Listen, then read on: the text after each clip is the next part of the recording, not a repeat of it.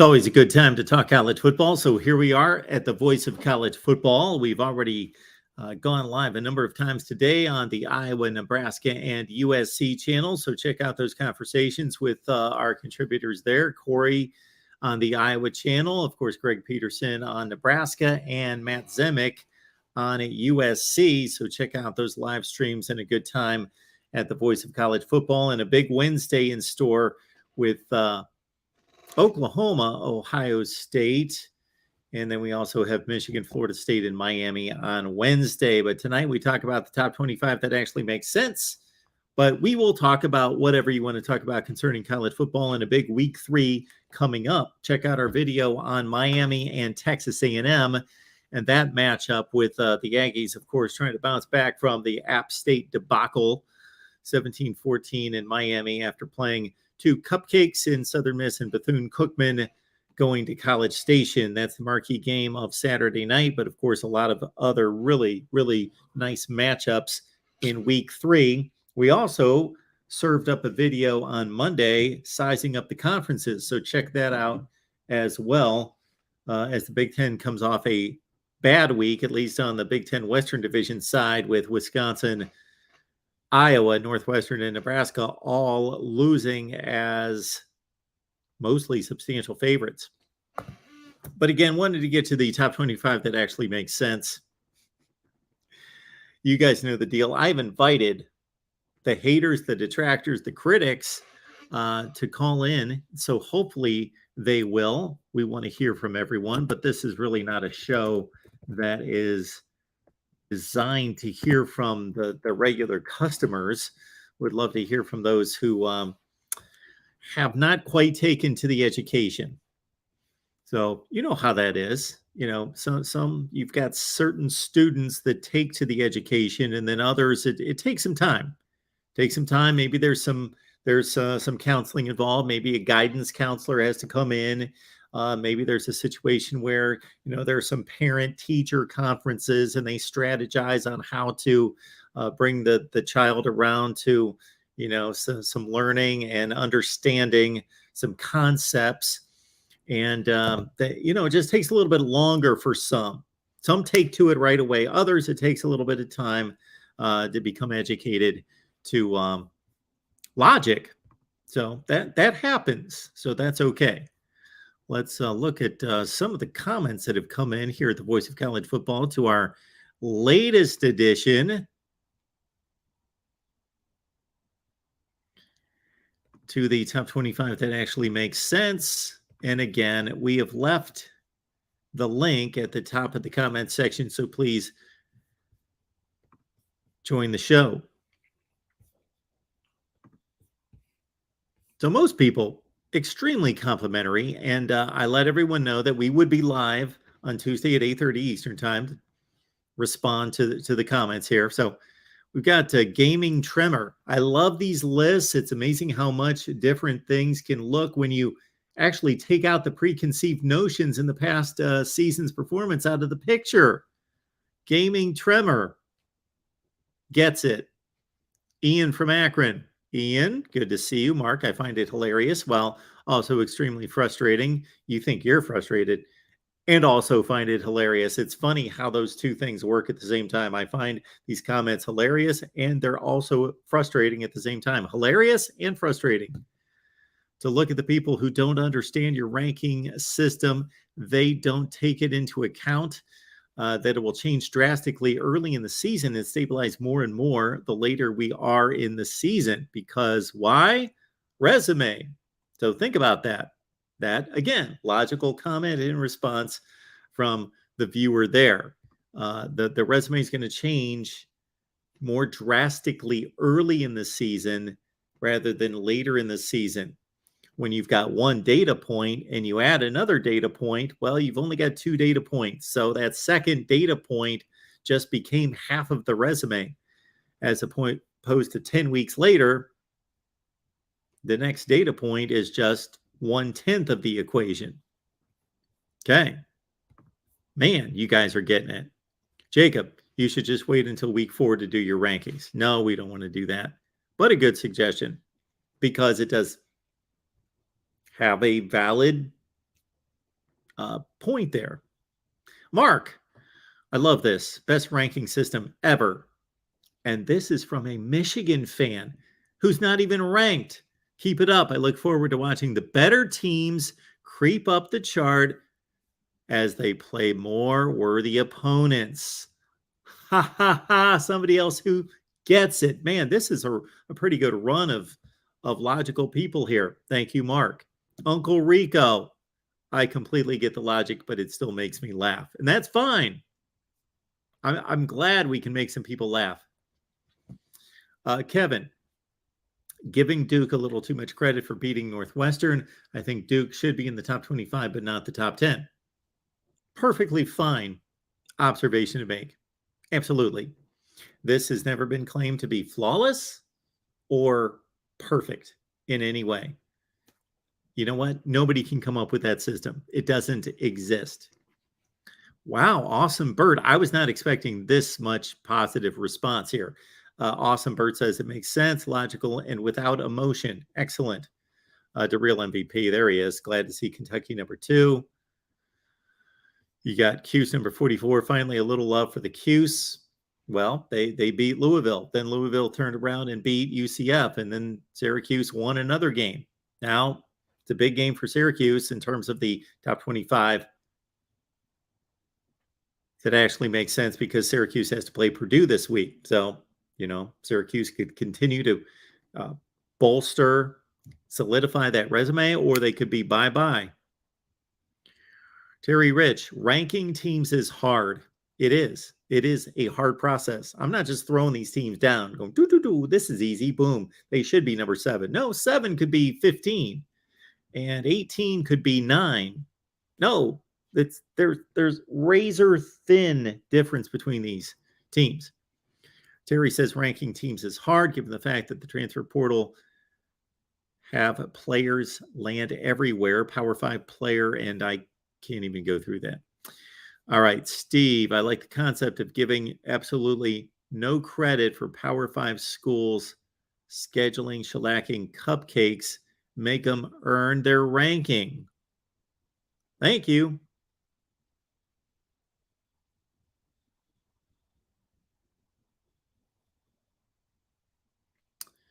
Web security, J-Dub, I prefer your resume poll over the mainstream polls by about mid-season with the short resumes this early. I prefer the AP. All right, J-Dub. J-Dub, come on. Why do you prefer the AP? Ranking Texas A&M. Texas A&M beat Sam Houston, and they lost to Appalachian State, and they're ranked. You prefer that poll. Really. You prefer the knuckleheads who put together a poll where Texas A&M loses to Appalachian State and they beat Sam Houston State and they're 1-1 and they're ranked. And they're ranked above Appalachian State, who beat them at their own stadium. You really, you may want to rethink that because they don't know what they're doing. Michael says top 5 all SEC. Yeah, that really makes sense. It does at this point in the season. Yeah, it does. It does. It certainly does. Not that there couldn't be another team ranked above them, but those top 5 have earned their positions.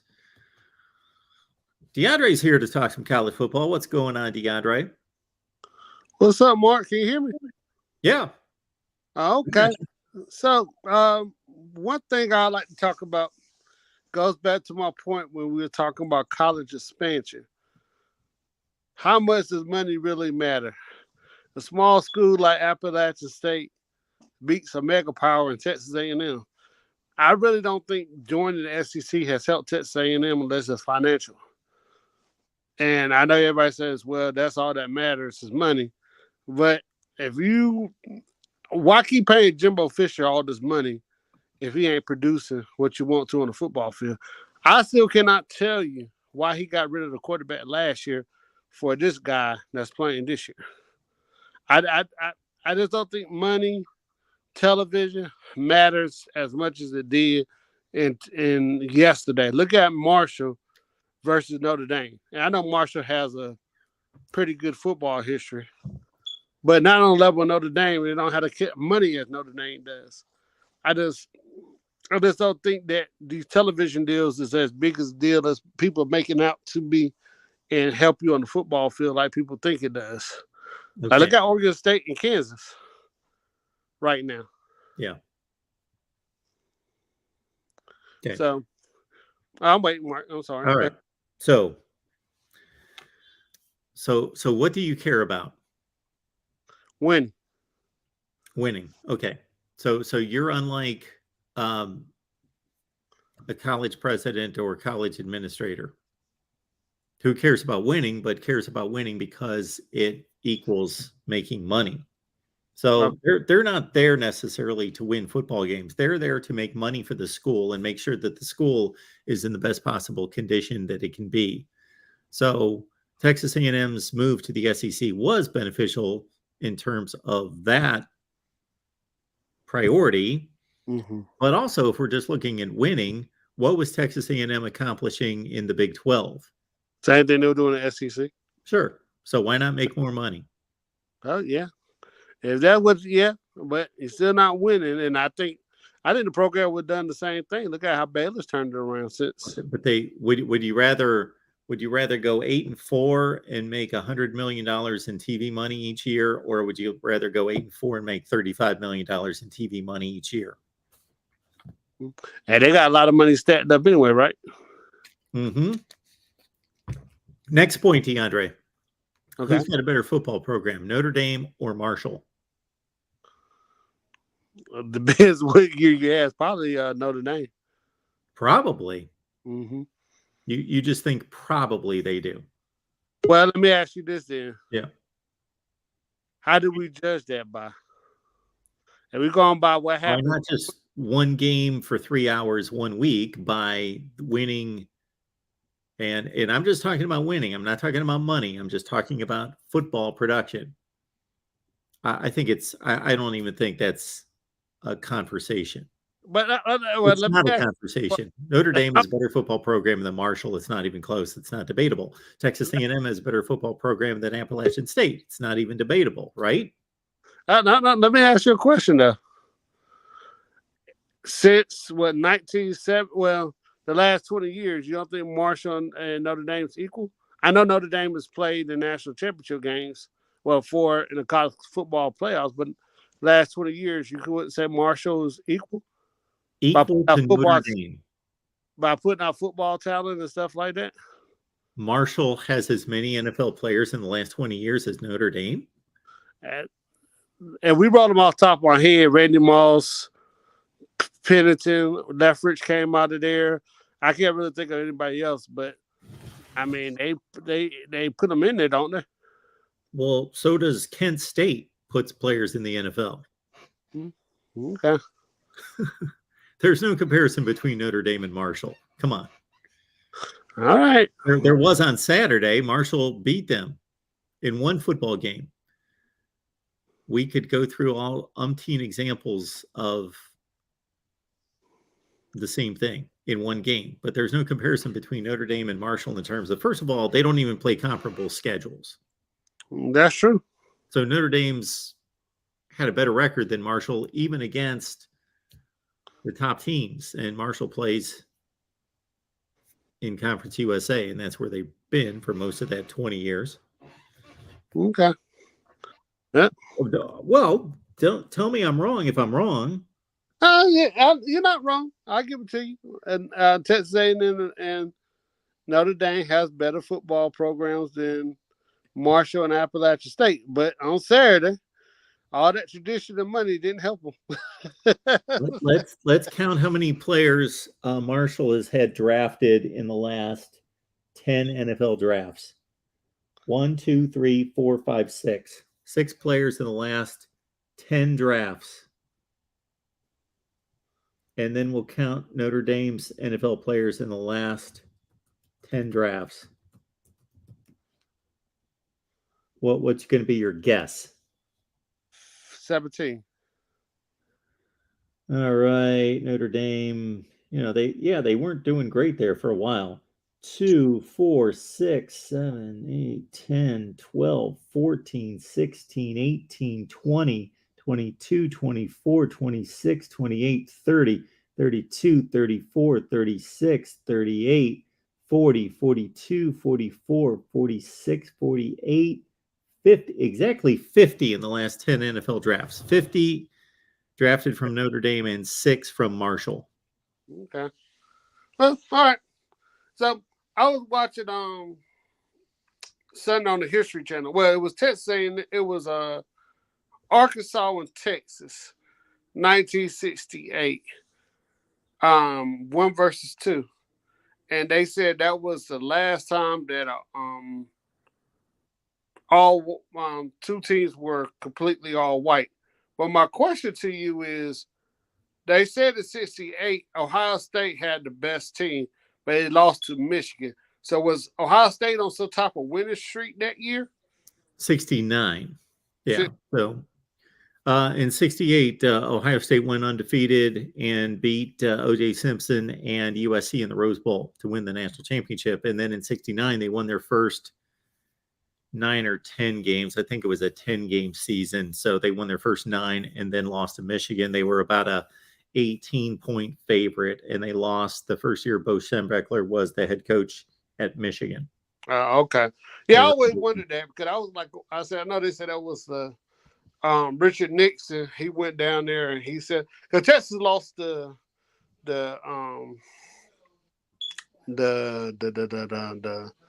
Arkansas. Yeah, they went on and lost to the bowl game, didn't they? Texas in 69. Yes. Okay. I'll have to double check on that one. Whoops. Yeah, because I think Nixon called for the yeah, was that in 1969 or 70? 70. Yeah, one of those two. So what you think about Kansas and Oregon State? You think they just got good coaches, or they're turning the tide over there? Well, I think they both have really good coaches. Mm-hmm. Yeah, I went and watched the highlights of the Oregon State Preseason game, but I didn't really watch the game. And I was really impressed by what they had out there. I think the only time I could ever remember, I think UCLA was ranked number 1 at the time, and they went up there and they got beat. I think it was Cayman now. Am I right? Well, USC lost twice during Pete Carroll's era when they were number 1. To Oregon State? Yeah, I think 2006 and 8, or no, 6 and 7. I'll double check on the years, something like that. 6 and 7, I believe. They went to Corvallis twice and went in a 2-year span and lost. Yeah, let's double check this. It was twice during Pete Carroll's run, and of course they went to the national championship games or won the championship or half of it. No, 3, 4, and 5. So it was after that. So we've got, let's see here.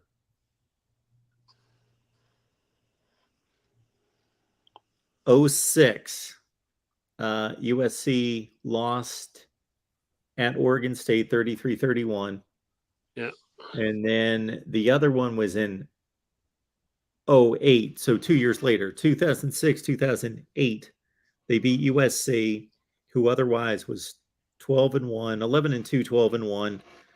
They beat USC 2 consecutive trips to Corvallis in 06 and 08, and it cost USC a chance to play in the national championship game both times. I don't remember who was even at Oregon State. Not something I would pay attention to, but I know they had that running back. I know the running back and what's called. But Mark, I ain't gonna hold you up. But I do got one more question for you. Yep, I believe they had the 2 brothers, the Jacques Rogers and his brother. Yeah. That's what I'm thinking about, running back. Yeah. They had a quarterback that was pretty nice. Was Kittner the quarterback at the time? Who? John Kittner. Was he there at the time? He was at an FCS school. John Kittner. Oregon. They had Simonton might have been the quarterbacks for those teams. Ken Simonton, or that was after Jonathan Smith. Well, I'll look that up too. So anyway, what do you got? I've been waiting to see Quentin Euros play. I wanted to see how good he was because you've been hearing about him last week. Yeah, he's all they wrote. I mean, he before he got hurt. If he wouldn't have got hurt, I think Alabama would have beat him. He was throwing that ball. I don't know that receiver number 8 for Texas. He was pretty nasty. Xavier Worthy. Yeah. He was lighting them up, man. I was really impressed by Quentin Euros and his play. Go ahead. Sorry to interrupt. Matt Moore. Yes, Matt Moore was the quarterback for Oregon State. See, that's why I said, did he play for the Lions or did he play for? Well, I remember him with the Dolphins. He might have been with the Lions. Okay, yes. Yeah, you're right. Like I said, I knew they had an NFL quarterback. I just couldn't remember who it was. But yeah, I was really impressed with Quentin Euros. He showed me a lot. I really don't know what's going on with Alabama, but like I tell people, you got to go back to these people running cover 2 and cover 3 a lot. And football games, slowing the tempo down, keeping people in front of them, and just cut up, making tackles. And when I was watching the Oregon State and Fresno highlights, that's why I saw a lot of people playing off and saying, okay, as soon as you throw the ball, you can catch it, but I'm going to hit you as soon as you catch it. And that's what I noticed a lot about the football games today. You don't really see a lot of bump and run coverage like you used to. Just catch the ball, I'm going to tackle you. And that's what I seen Texas do to slow down Alabama this past weekend. Yep. So, but Mark, you have a good night, man. Thanks, DeAndre. Appreciate it, man. All right. All right. This next comment that came in to the top 25 that actually makes sense. Allo verified. Okay. Some people just before you hit send, sometimes people need to read what they wrote. That's always a good thing. A purely resume-based ranking is a bit silly after week 2.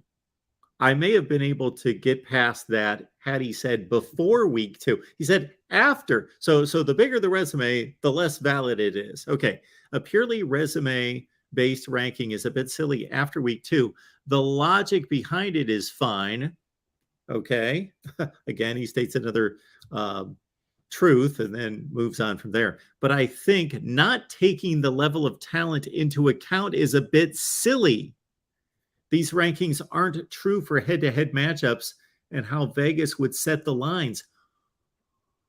Oh, my word. You guys give me a lot of credit for having patience. Sometimes I don't have much patience because this comment is so screwed up in so many directions. I don't know where to start. First of all, okay. Vegas sets lines based on whom they believe is going to win the game. And then it's, of course, fluctuates based on the voting, but based on the betting public. Okay. And then we find out when the game's played how accurate the line was. Why that should have anything to do with rankings is beyond me. What Vegas would say about a mythical game or a mythical, you see that late in the season where they say, Vegas says if Georgia and Alabama play again, this is going to be the line. But if Ohio State plays Alabama, this is going to be the line. Well, that's all well and good, but that didn't happen. Okay. We should take the level of talent into account. Again, the level of talent that a team has should produce results. If a team has talent and they're able to coach that talent well and build a good game plan, then the talent is going to produce a good result. And the result is what should be judged and evaluated, not talent. So based on this I'll refrain, Mark, from calling people names. That's hard for me to do. Otherwise, I'd call him an idiot or say he's a moron. But I won't do that. But otherwise, again, I would be tempted to say he's a moron or an idiot, but I'm not going to do that. Based on that logic, Texas at the end of last season with a 5-7 record, we would rank them like 5th in the country because that's what their talent tells us, that they should be number 5 in the country. They went 5-7, but they should be ranked number 5 in the country. All right. Next up here at the Voice of College Football, we got Tide Guy. Hey, Tide Guy. Hey, Mark. I really do enjoy your rankings. I've always said I hate preseason rankings. I don't think rankings should come out until like week 3 at the earliest because you know what? Sorry to interrupt. You're right. Or I shouldn't say you're right because I hate to say something's right or something's wrong. There are rights and wrongs in life, I believe. But when it comes to college football, not a whole lot of rights and wrongs. So I agree with you that I completely agree with and understand that logic. I'm running a business and I've got a YouTube channel. So, but I totally get everybody that says, why are we ranking teams after 0 games or 1 game or 2 games? We should wait until there's a block of, examples, a resume to go on. So I completely agree with that.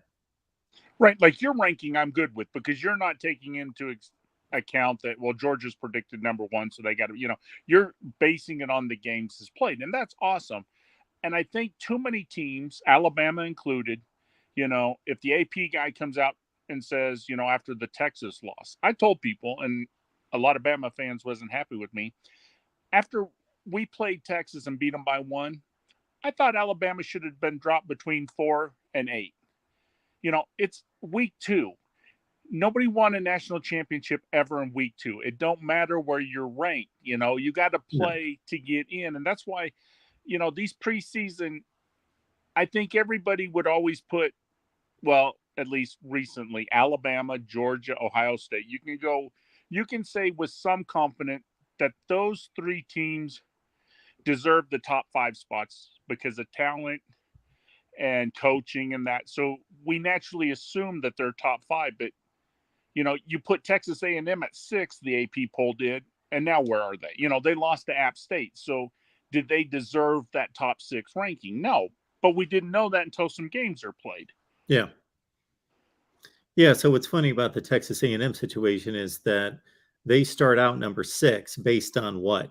Based on people's projection, not based on anything that happened, not based on anything that they earned. So then when they lost to Appalachian State, they dropped to 24. Now, if you took 3/4 of the country, if not more, if you took Indiana, and if Indiana went and played the exact same schedule as Texas A&M, and they went out and beat Sam Houston State, I think 31-0, something like that, and then they lost to Appalachian State at home, 17-14, and played the exact game that Texas A&M had, would Indiana be moved into the rankings at number 24? Well, of course not, because they're Indiana. Right. And we were talking, I think it was Sunday night, us knuckleheads all got together and we were discussing, and Rick made a great point. Preseason wise, Florida was ranked 43rd. They beat Utah at home and they jumped all the way up in the rankings to 12. Now you have Texas, who was, and I don't remember where they were ranked after week 1, but they lost a 1-point home game to Alabama, and they only jumped up in the polls to 21. Now, it was a loss versus a Florida win. I understand that, but the showing was a lot better. So why wasn't they moved up a little higher? Some of this, it just, logic doesn't work, how they vote on this. No, and again, that's why I don't mind people questioning certain aspects of my rankings and or just telling me I think so and so should be higher or lower, because I'm not trying to promote it as perfection.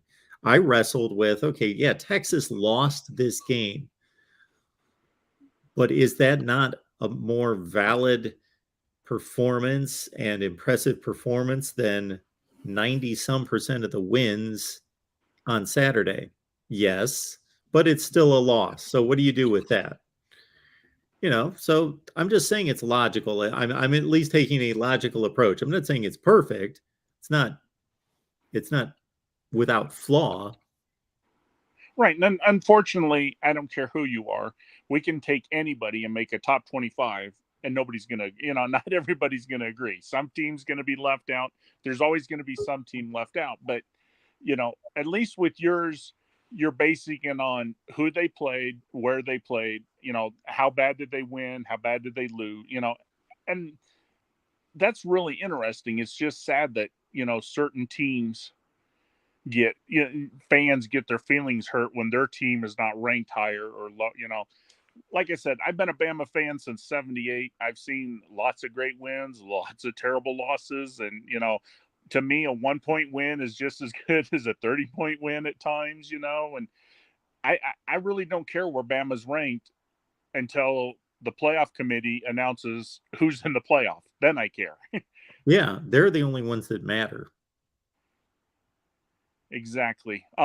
Before I go, I just want to give a shout out to everybody in the chat to sign up for Patreon, because like I said, the other night we had a great chat in there. We were discussing top 25 teams. It's $5 a month.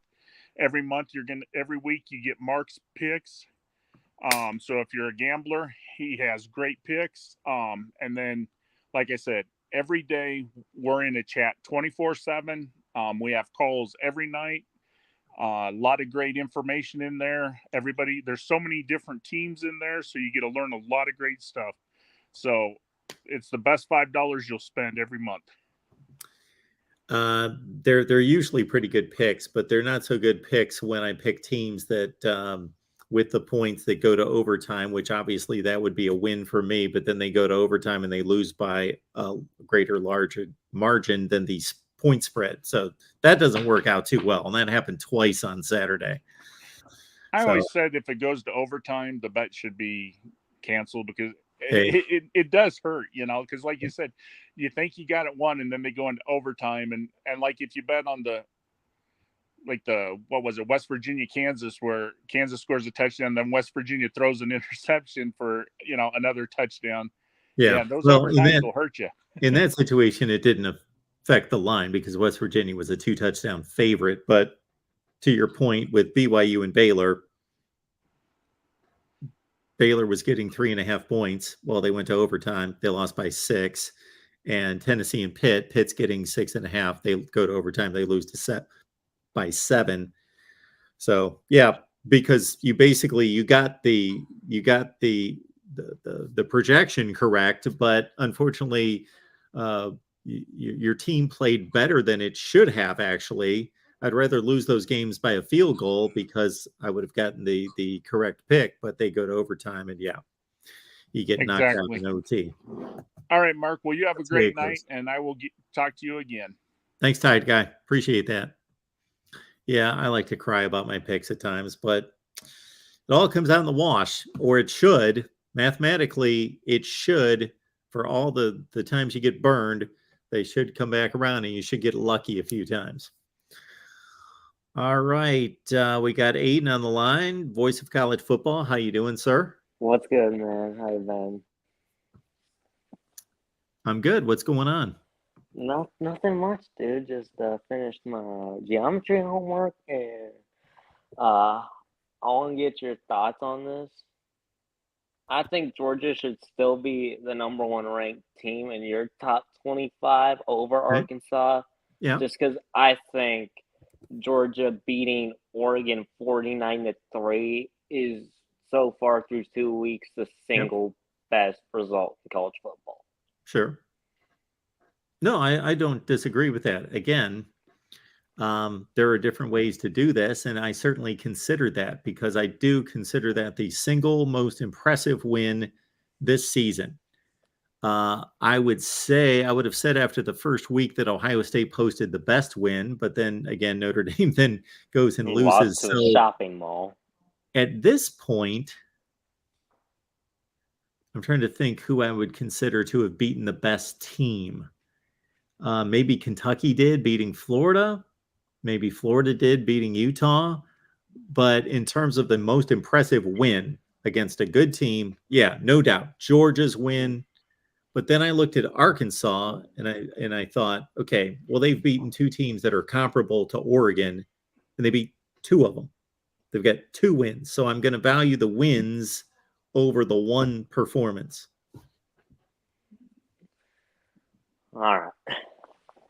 So I just I'm not saying you're wrong. I'm just saying it's a different way to look at it. And I tend to value the multiple wins over the one super impressive performance. But JJ McCarthy looked great on a side note. Yes. That's what I hear. I didn't see it myself, but that's what I hear, and that's what I see in the box score. So he's getting to start week 3.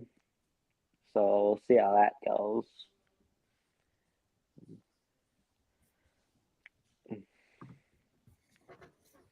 Do you think Jimbo could be on the hot seat next year? Next year? Absolutely. Yeah. I don't think he is this year, but Texas schools have a lot of money. The 2 big ones do. And we just saw Nebraska. We just saw Nebraska fire a coach 2 weeks before they would have paid him half as much for a buyout. They were that anxious, and I think it was the right decision to get him out the door. So Texas, there's hardly a limit to its pockets. So I wouldn't underestimate it necessarily happening at the end of this year. I don't think it will, but I definitely think that if they go 7-5, 8-4 this year, and it could be worse, that he's going to be on the hot seat next year. Because and here's my thing with Jimbo Fisher. I think if he doesn't go 9-3 or 10-2, he should be fired. Okay.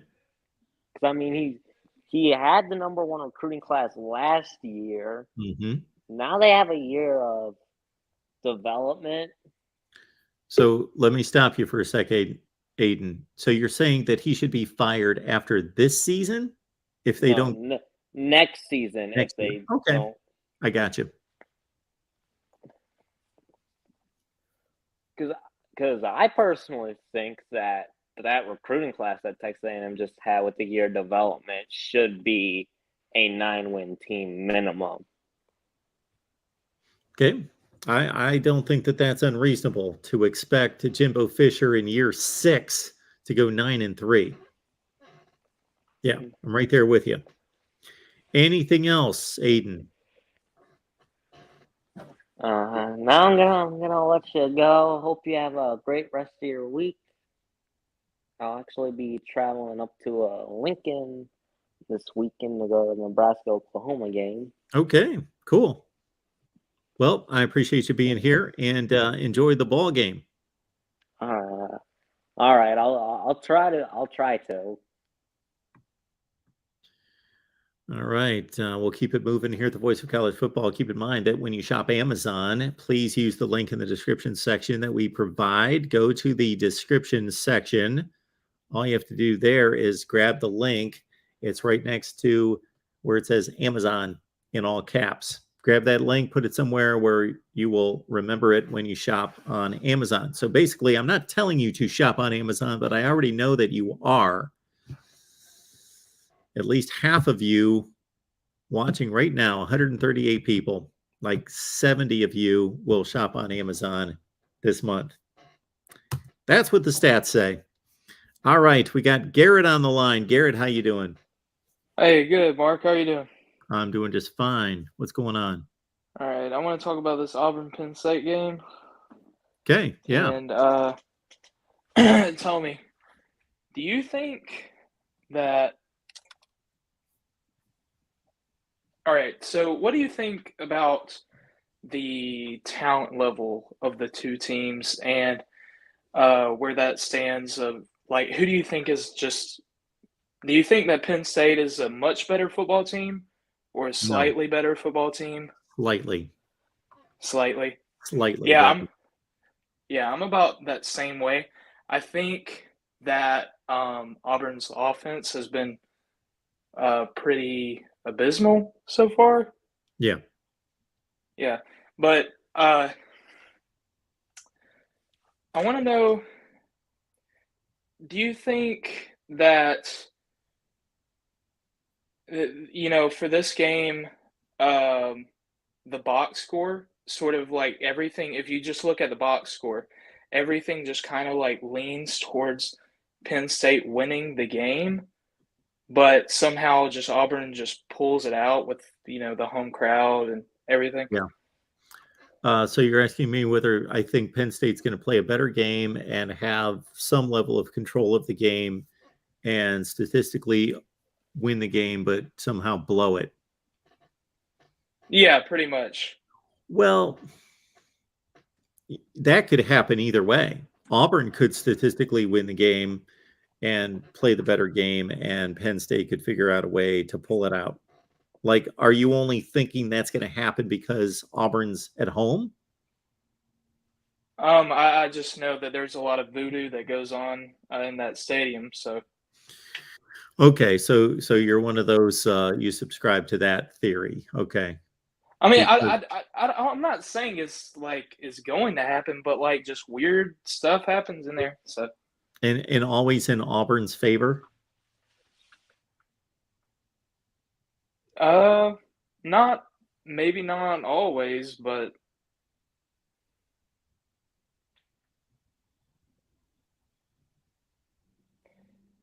I do remember there's been a couple things Sure. Yeah. You're right. like in 2000, I can't remember. It was one year where Joe Burrow actually went he was on Yep. his first year. Yeah. The game-winning drive. And Auburn controlled that game, the whole game. Yep. Joe Burrow, pass interference call after pass interference call, drove them all the way down the field with flags. I And they remember were that all game. flags. They were Yep. all flags. I watched the And they game. won. Yep. Or like a long time ago, one of the first years when Texas A&M joined the SEC, Mm-hmm. Auburn they were heavy favorites, and they fumbled. They were down by a lot, and then they brought it back, and then like they fumbled at the goal line, and then they got the ball back, and then the center like snapped the ball into his butt. And do you remember that? Do you recall that? No, it's not coming to mind. No, was that with Johnny Manziel? No, that was what was that? I can't remember, but I remember Nick Marshall Yeah. was the quarterback. Oh, okay. So that would have been in It was 2013 or 2014, 2015. Yeah, it must have been in 14 because Manziel was there in 13. Yeah. And it was Nick Marshall. So I mean, but I don't know. So to play devil's advocate, we could go to every stadium in America that's been standing for more than 10 years, and we could run down a number of strange things that happen during games.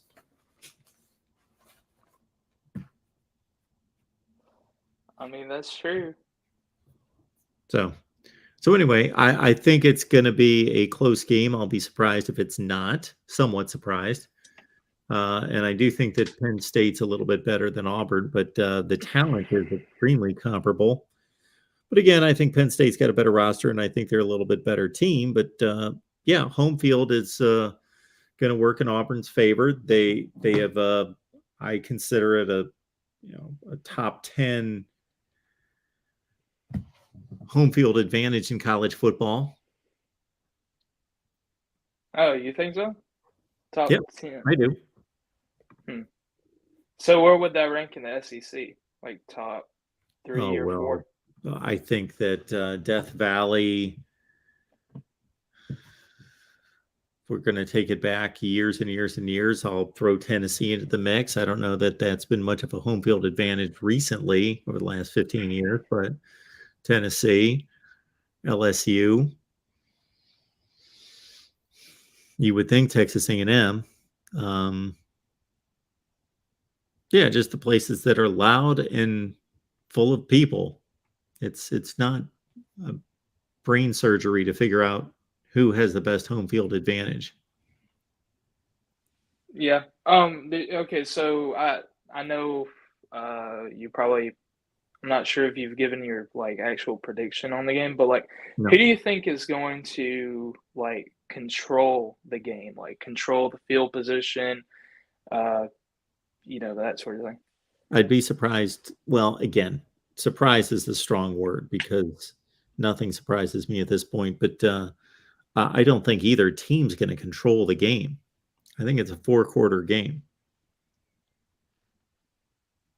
Yeah, but like usually there's a team that like sort of they're like sort of controlling the field position for a lot of the game, even if there's like not much scoring going on. Sure, that Because happens. I really don't expect either team to have a whole lot of success in the red zone. Yeah, I can agree with that.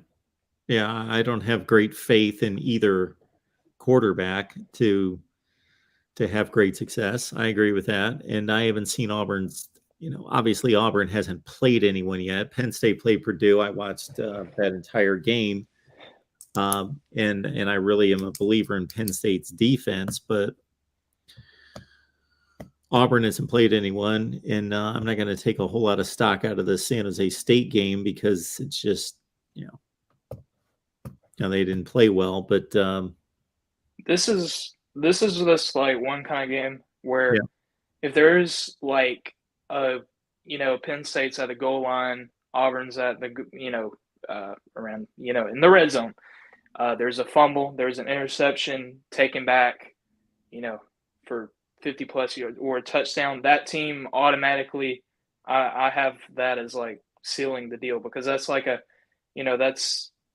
a 10, 14 point turnaround. Mm-hmm. Sure.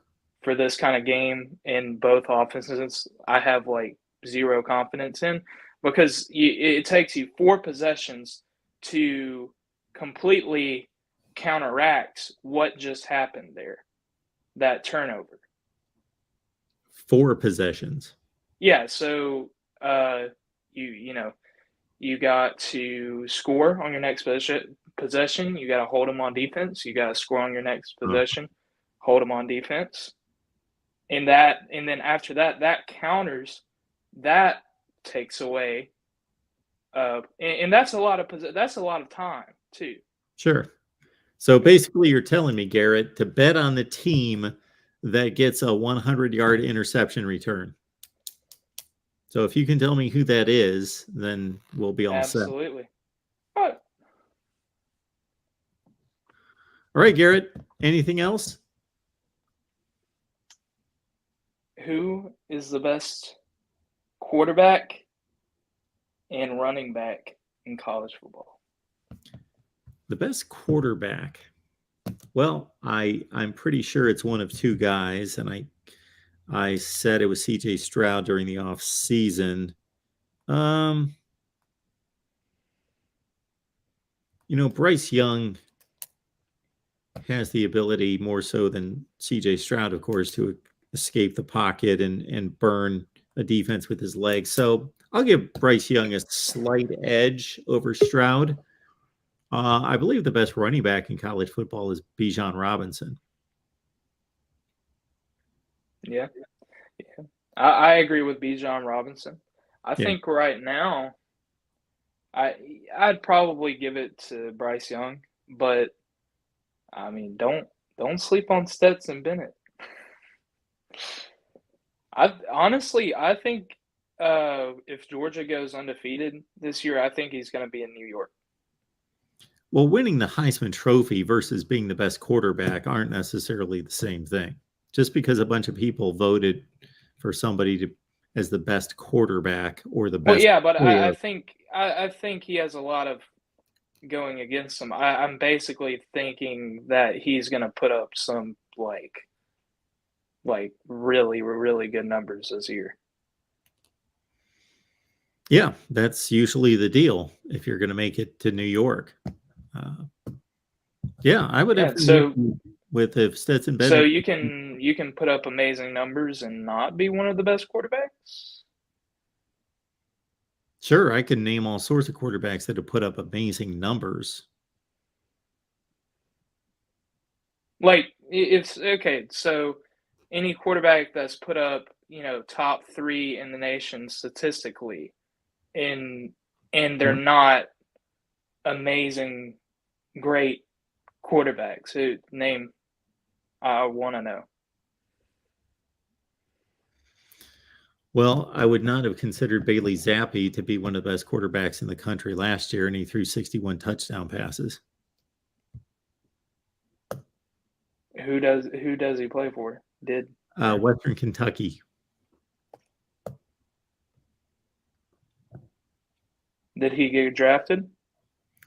I don't know. Did Bailey Zappi get drafted? Good question. I don't know what that has to do with the conversation.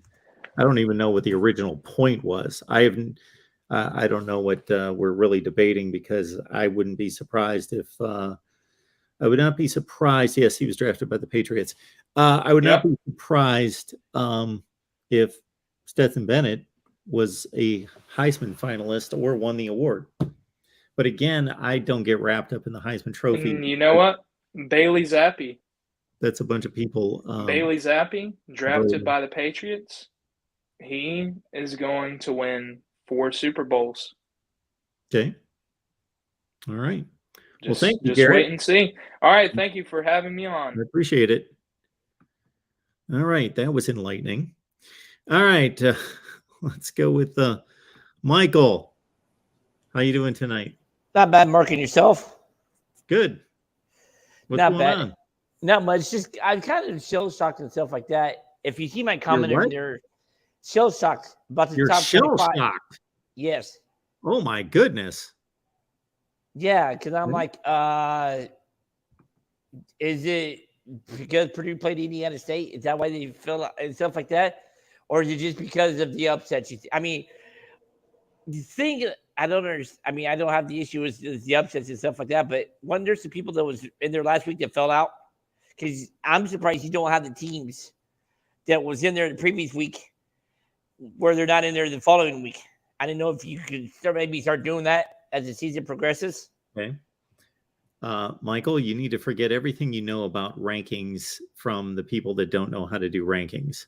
No, I'm talking about yours, Mark. I know. That's what I'm saying. You need to forget everything that you have a preconceived notion about rankings. So just because Purdue beat Indiana State, which is no great accomplishment, 56-0.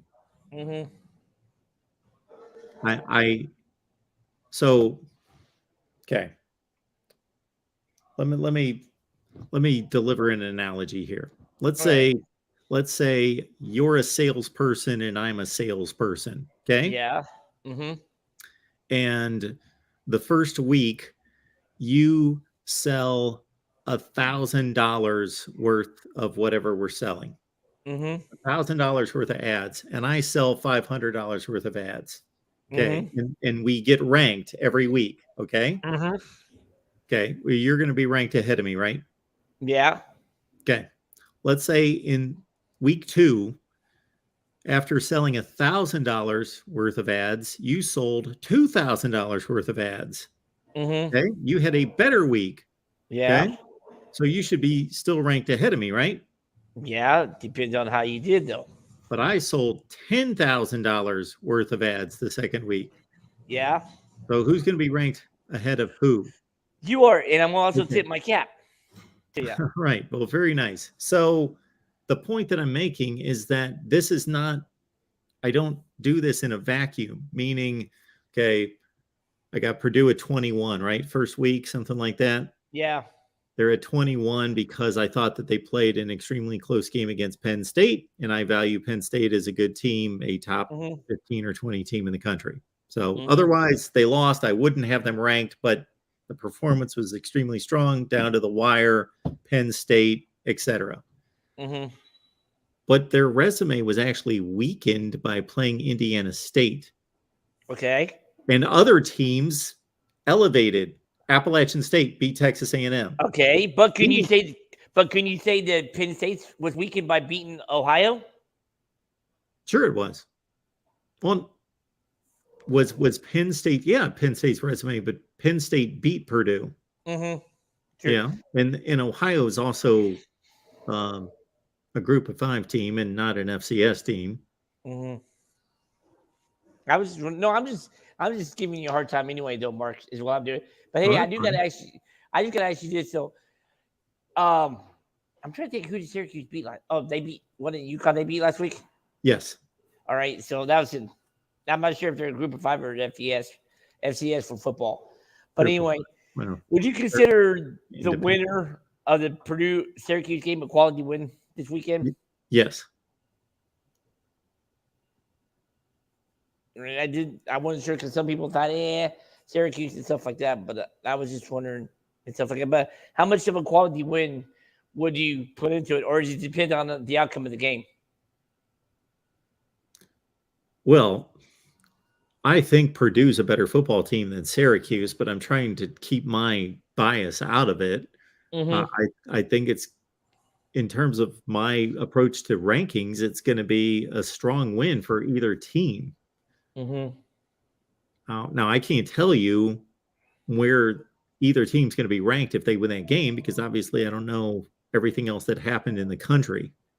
And another thing I'm trying to figure out is, would you be shocked if it was a double-digit win for Miami this weekend in College Station? Double-digit? Yeah. I'd be a little surprised, yeah. I just got a feeling Van Dyke's going to have a good game against A&M this weekend. I would expect a lot of people are going to be on the Miami bandwagon because of what happened against Texas, what happened to Texas A&M and how they played last week. But people generally overreact. Now, if Texas A&M doesn't get its offensive woes figured out, maybe they only score 14 points and Miami beats them 27-14 or something like that. Besides and stuff like that, are you going to do a because I think you said something about maybe doing it last year, about I can't remember if you did that. But are you doing the stream this weekend? Maybe where you would maybe rank the top 5 games of each week that you're most interested in? Yeah, we could do that. We could go through the TV schedule. And is that what you're looking to do? Yeah. Sure. Another thing too. And look, one last thing before I let you go. It seems like for the first couple, is CBS doing Pac-12 games this year? Because for the first couple of weeks, they Mountain West teams. Were they? Because yes. I haven't seen an SEC game on CBS. It's SEC team on the CBS games this year. This Saturday is going to be the first one. Oh, okay. I was wondering why they haven't done the first couple of weeks. That's a great question. So I don't know what their TV. Of course, they lost the SEC going forward next year, but they still have SEC games this season. But yeah, I thought that was kind of strange too. I would love to know the explanation on that as well. I'm trying to think that because in the past, the likes of ABC and ESPN would have non-conference SEC games if they were played on the road or on neutral sites. But that would mean that CBS should have still had, let's say, the Arkansas game at home against Cincinnati, or the Arkansas-South Carolina game. You would have thought that they would have thrown some of those games on above what they've shown the first couple of weeks. That is a great question, and I've thought the same thing, and I don't know who has an answer to that one. Okay. Yep, not bad. So when should we look for that? Well, that probably will be to what, Thursday or Friday? What, that I'm going to run through the games and tell you who I'm going to watch? Yeah, or which games you think might be the best ones of the week and stuff like that. What, you want a video on that? Well, Yeah, you don't have to necessarily do a video or something. It would be nice, but I didn't know if maybe you can bring it up later on in the stream Top tonight. 5 games of the week. All right. We'll see how it does. Mhm. What I think are Not the bad. top 5 games of the week. I thought last week's games were, I know that there weren't a lot of marquee games outside of Texas and Alabama, but Mhm. I did think even before we actually got to see the games themselves that it was going to be a great week. Like I just thought that there were a lot of great matchups. Yeah, I'm trying to think who is it that plays Washington State this weekend from the Big Ten? Is it Michigan State? You mean Washington? Oh, is it Yeah, Washington? plays Okay. Michigan State. All right, that should be a good game. It's gonna be Yep. interesting to see what Michael Penix can do against the Spartans. Yeah. Yep. I'm looking forward to And that. I'm a bit surprised that Washington's actually a favorite. yeah, that is to what is it? A 3-point? 2 or 3. Yeah. Yeah, not bad. I was just wondering stuff like that. But no, do you think Wisconsin might bounce back, or I'm trying to think who they got this week off the top of my head, but they're playing nobody. They're playing an FBS school. no, not bad and stuff like Let's that. see. So, and I think Minnesota shouldn't have no trouble with Colorado this week, I would think. You wouldn't think so. Colorado's got probably the worst offense in the country. Well, Besides Iowa Georgia Tech. statistically does, but yeah, Wisconsin plays New Mexico State. Not bad. Yeah. All right. When Colorado played Minnesota last year, they only had like 63 yards of total offense in that game. What happened to the they used to be a decent team and stuff, and now they just didn't they win to like the Pac-12 North a few years ago? They won the South in 16. What happened? Under Mike McIntyre. Well, that team wasn't as good as you would think based on a division championship, for one thing. That was a bit smoke and mirrors. But that team did churn out, I think, 3 players in that secondary were NFL draft selections. Yeah, that's a tough place to win. There's not a whole lot of talent in the area. So I remember back days when Coach McCartney was there and stuff like that. It was hard to beat Colorado, especially there at Folsom Field. I think they went to Michigan. I know they stole the game there with the Hail Mary to Michael Westbrook, but didn't they beat a couple other Big Ten teams when Stewart was there? Back in the 90s? Great question. Did Colorado beat too many Big Ten teams when he was there? I'm trying to think who they would have beaten. It's a great question. I don't remember other than the 2 Michigan games that they played. They played them back to back, home and home, in 93, 94. 94. And I think I'm trying to remember, did Colorado win both of it or did they split? Michigan won at Colorado. 93.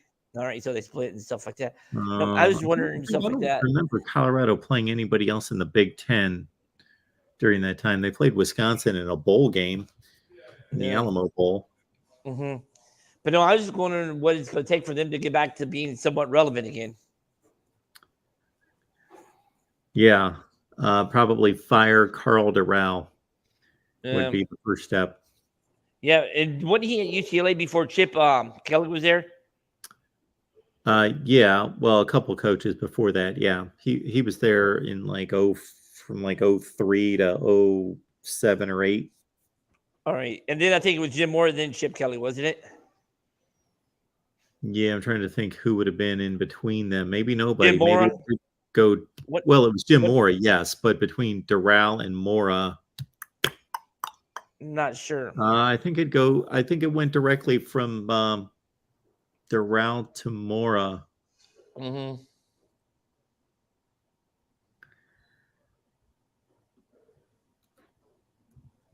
Yeah. You know what? Willie just answered the question and it was going through my head. The obvious answer was, and I was going to say it, but I thought I was wrong because for some reason I thought Neuheisel would have been there before, but it was Rick Neuheisel. That was at UCLA between Doral and Mora. So when did he leave Washington? When was he at Washington? No, well, when did he leave Washington? We won the Rose Bowl in 2000. Yeah, I know. He beat Purdue 34-24. So I would think that he moved on to Colorado right after that. Mm-hmm. And then eventually went to UCLA. Yeah. I think, wasn't it? Not too bad. All right, sir. I was just wanting to get your take about it and give you a little bit of a hard time about that with your top I know 25 it. this week and stuff like that. All All right, right, Michael. sir. We Have a great appreciate rest of it. your Tuesday. Yep. You see ya. too. All right, we'll keep moving along. We got Buckeye fan David Greenshield. Hi, and how are you? To the man that gives college football its voice, the great Mark Rogers. How are you doing this evening? I am doing great. How are you? I'm doing well. Let's, in honor of kind of your Big Ten talk the other day, let's get to a little bit of Big Ten talk, if we may. I didn't get a chance to call in after the Scott Frost decision came in Nebraska. I'm just wondering, long and short of it, and I know you've ranked programs in the past right now. Obviously, we all know it's not the 90s anymore, but where is Nebraska right now as a program? I mean, as far as a desirable place to coach. I didn't get a chance to see your call-in show, so maybe you already addressed that. I'm sure you did. That's a great question. Here's my thought on Nebraska. If you really look at it, the only knock against Nebraska is the recruiting situation. That Right. seems to be the issue. There's not enough football players. And I actually heard a statistic this week. The least number of players on the roster within a 500-mile radius of anybody in the Power Five. Right. But other than that, but history, tradition, brand, fan loyalty, filling up a stadium. You know, look at Florida State's decline. Look at Miami's decline. Look at USC when they don't win. All those places, the stadiums. You know, USC, shoot, you know, is half empty. Florida State to a lesser degree, but still, you're going to see empty seats everywhere at these major football powers if they're not decent. But Nebraska's fan base is phenomenal.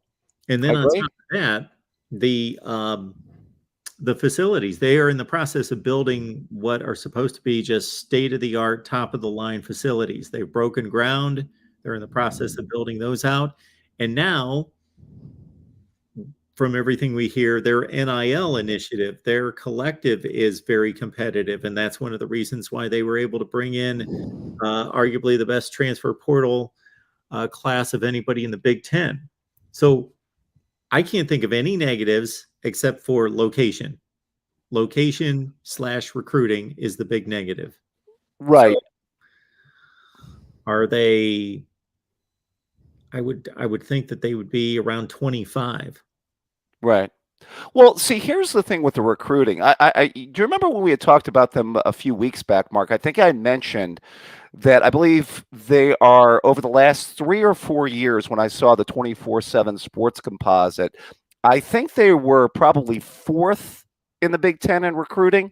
Yes. Over the last few years, behind the obvious choices of, you know, Ohio State, Michigan, and Penn State. Although Penn State and Michigan are, you know, kind of fairly close, you know, vying for the number 2 spot when it comes to recruiting in the Big Ten. But so, I mean, it is bottom line. They've actually underachieved for the talent level that they've had there. I mean, certainly Frost has had the talent to at least have 8, 9 wins. And as we've talked about ad nauseum, they're on the weaker side of the Big Ten. Yeah. For as difficult it is as it is to recruit there at a high elite level, they've recruited better. If you believe in the rankings, they recruit better than Iowa and Wisconsin. Right. And have not produced the results. No. I thought the last couple of years, you know, or the last few years, it was maybe quarterback driven because Martinez was a turnover machine. Sure. Yeah. You know what I mean? True. And he made critical mistakes at critical times. But after I saw that first game against Northwestern, I mean, that coaching decision, I mean, I think Scott Frost, the moment he made that decision to kick onside up 28-17 is when he should have packed his bags right then, because that game totally flipped. And I think that's I think that's something that they maybe didn't recover from. Certainly in that game, they didn't. Yeah. When you're up by 11 and the team you're playing has not scored in the second half, there's no reason to give them new life. Right. It just goes against all football logic of when you there's to me there's basically two reasons why you onside kick. One is you're just desperately behind by a zillion points and you're just going to onside kick every time just because you still have hopes of trying to come back and make some, you're down 31-10. Right. You're just going to onside kick. The other one is you're in a very competitive game and it's a scoring fest. Yep. And you just you think your defense is gassed and they just have no answer and you need to flip a possession. Right. And you're going to take that educated, calculated risk. Right. Yeah, certainly being up 11 in a game where it looks like you've got fairly in control is not the operative time to have an onside kick. I think we can all agree on that. And then again, I haven't gone back and watched it, but I know that they kicked it to a running back. And number two, I've been told that it didn't even make sense the side of the field they kicked it to. So, right. I wanted to get to the two games this week with out-of-conference Big Ten teams.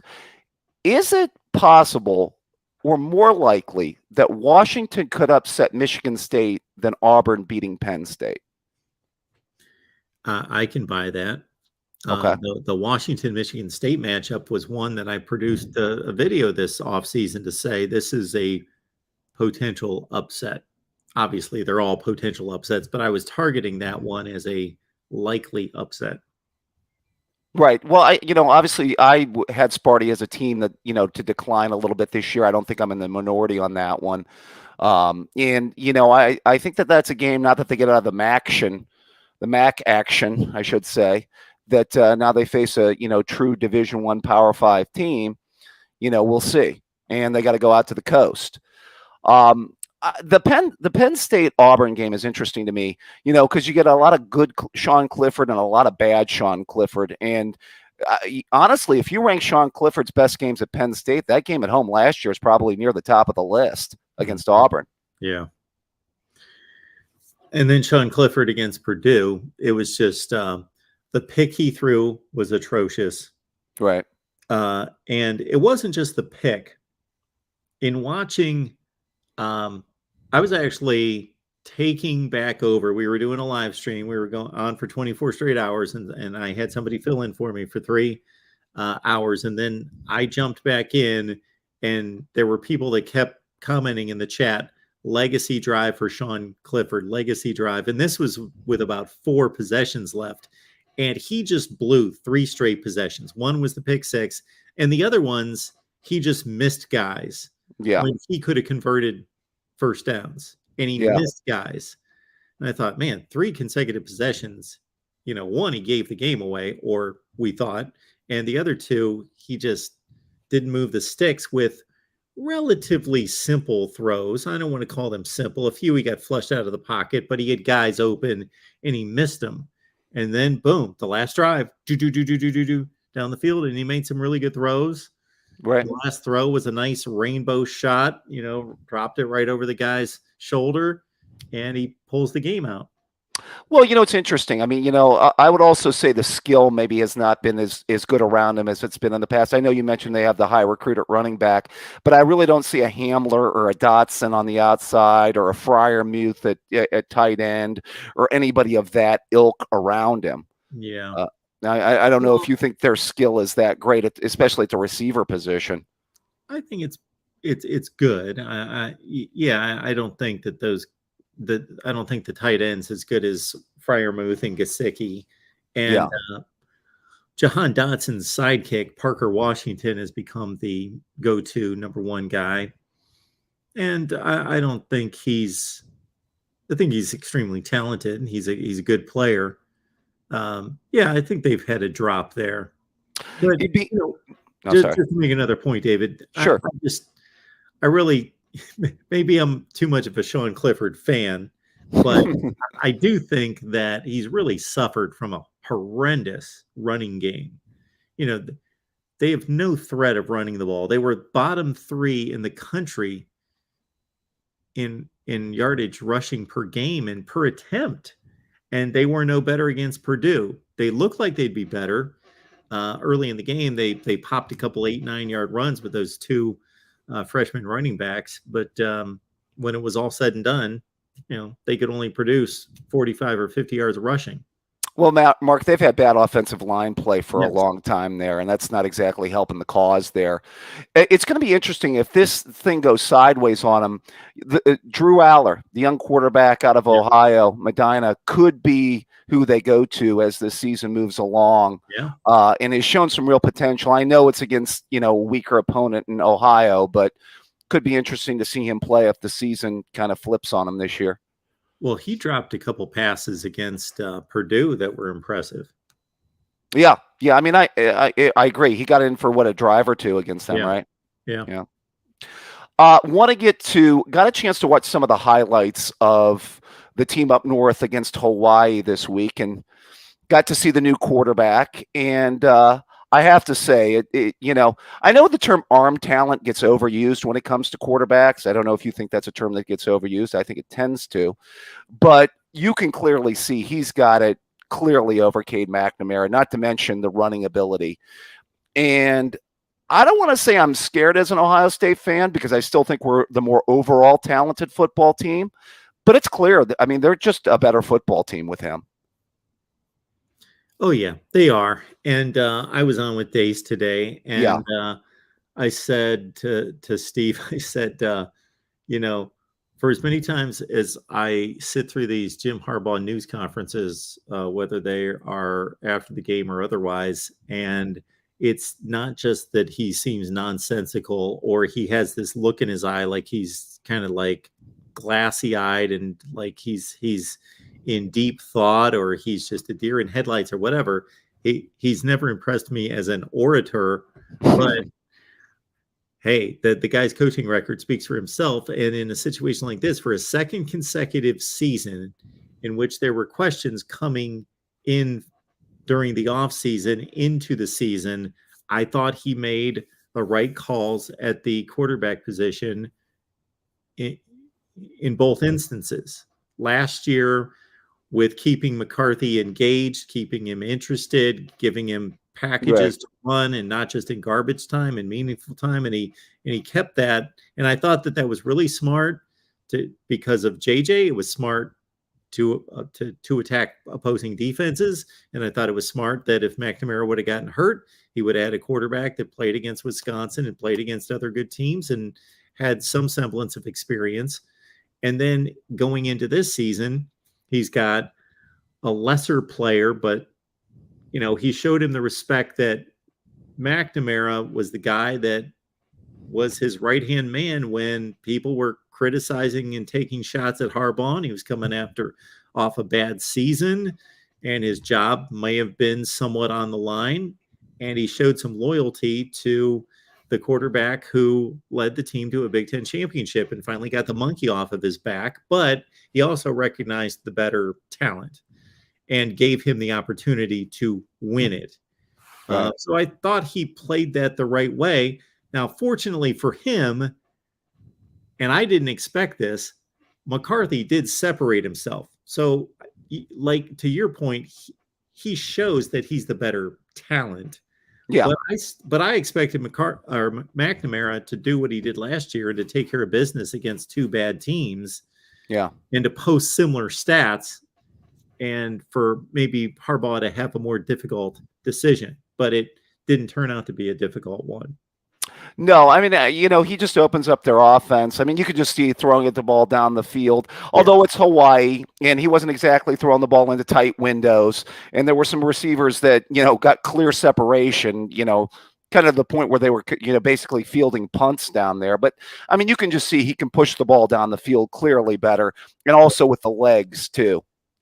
I think he gives them that dimension. What it kind of reminded me of what Harbaugh did last year, although I'm not willing to put Jim Harbaugh in Urban Meyer's class, not even close, but kind of what Urban did with Tebow in 2006 with Leak. Yeah. Is that kind of yeah. There you go. Decent comparison? For sure.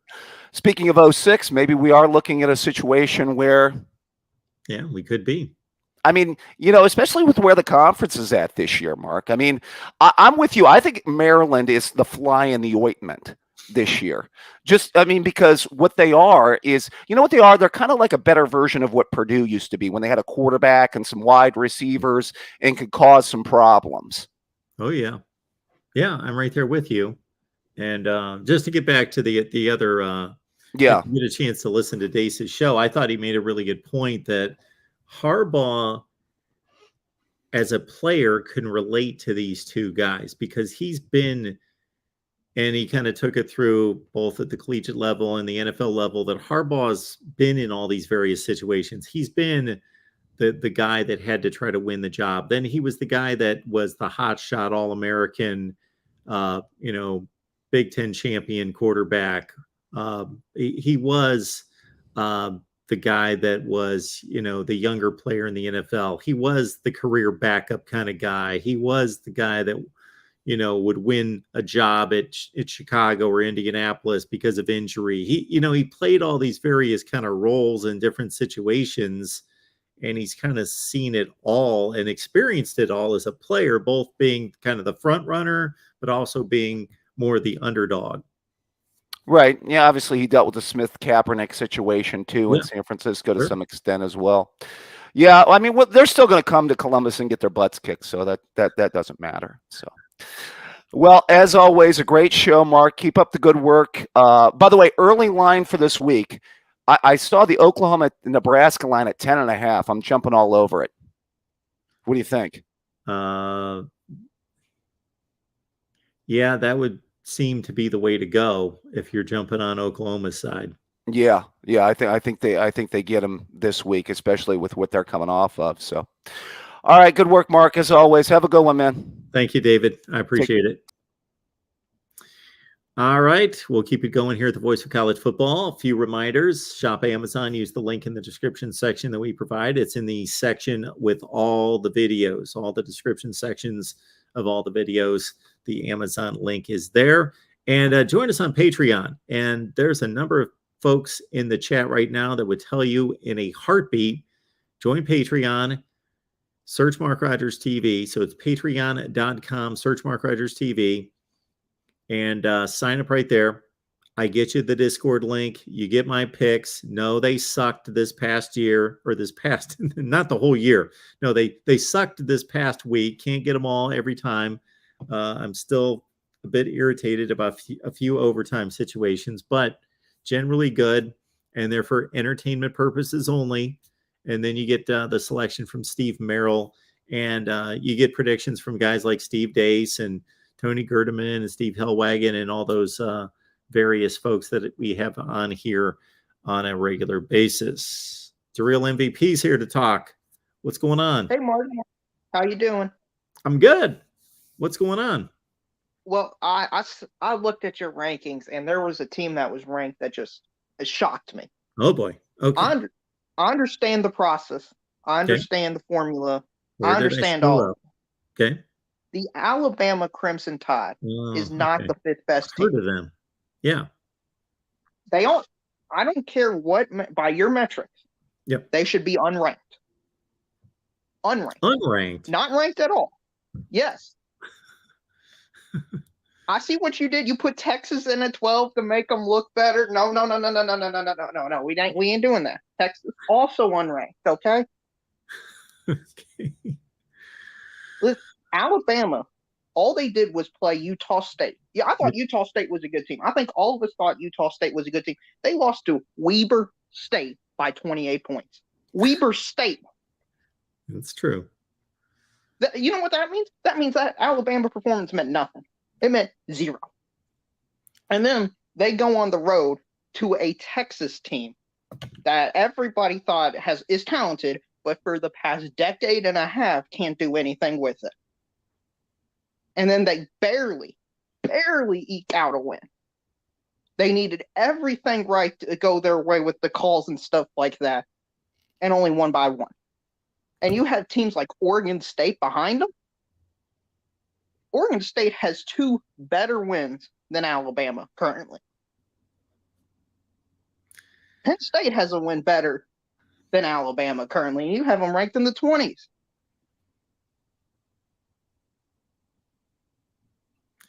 Mark, can you defend? I believe that Utah State game was just utter domination, and they did what they should do, but they actually went out and did it 55-0. Okay. So that's neither here nor there. That's similar to, well, it's not similar to. I was going to say then Purdue beating Indiana State 56-0. Okay. It all came down to this Texas game, and I got to admit it was difficult for me to kind of sort through that because on one hand, I reward winning and punish teams for losing to a certain extent, unless you're losing in a very impressive way to a team that's proven to be great. You know, if Oregon lost to Georgia 28-27, you know, I'd probably have Oregon in the top 10 in the country. But I'm also needing to make some assumptions that Georgia's just that good because they hadn't played anybody. Well, I watched that game in Austin, and I thought that Texas played better, and especially considering they lost their quarterback. And even the backup, Hudson Card, was hobbling around, and that really limited them. I thought that Texas looked like the better team, but they didn't win the game. If Texas would have won that game, I'd probably have them ranked 2. But they didn't. And I'm just I am giving value to Alabama defeating Texas, and Texas being a team that I found to be extremely impressive and super talented. Well, see, I guess that's where I make the distinction compared to everybody else in college football land. I understand Nick Saban is the GOAT. Alabama is currently on the greatest dynasty in the history of college football and maybe in the history of sports that has ever occurred. But last year, they struggled against bad teams. One-score wins against LSU, Auburn, and there was a few more. Florida. If you consider them to be bad teams. Okay, compared to what Alabama is expected to be, they shouldn't have struggled against Auburn, LSU, Florida. A top 25. By the same measure, if Florida's season goes in a similar fashion as those two teams, LSU and Auburn last year, as it could because that's the way their season went last year, then Kentucky's win isn't that impressive. That is correct. But we don't know that. But as of right now, it is impressive. Yeah, but we don't know. Because Florida beat Utah. And it all goes back to how good do you think these teams are? Because I'm giving Kentucky a lot of credit for beating Florida because I just saw Florida beat Utah, and I think Utah is good. But what's Utah have to go on? Really not much of anything except they played Florida tough. Right. And well, they did beat Southern Utah 73-7. That, yeah, I mean, I understand it's Southern Utah. Southern Utah's not lighting up the world, but 73 points is a lot. But when Alabama at 5, when there are two opponents, Utah State I thought was great. I thought they were great. They were Mountain West champs, and I thought it was going to be good. When you lose to Weber State by 28 points, I mean, come on. And with the teams behind them, even if you want them ranked in the low 20s, I get that. I can be like, oh, okay. But I just don't see how they're ahead of Oregon State and teams like that. Oregon State beat Fresno State and Boise State. Alabama beat Texas by 1 point, and they beat Utah State 55-0. I never thought I would be on here defending why I've got Alabama 1 spot ahead of Oregon State.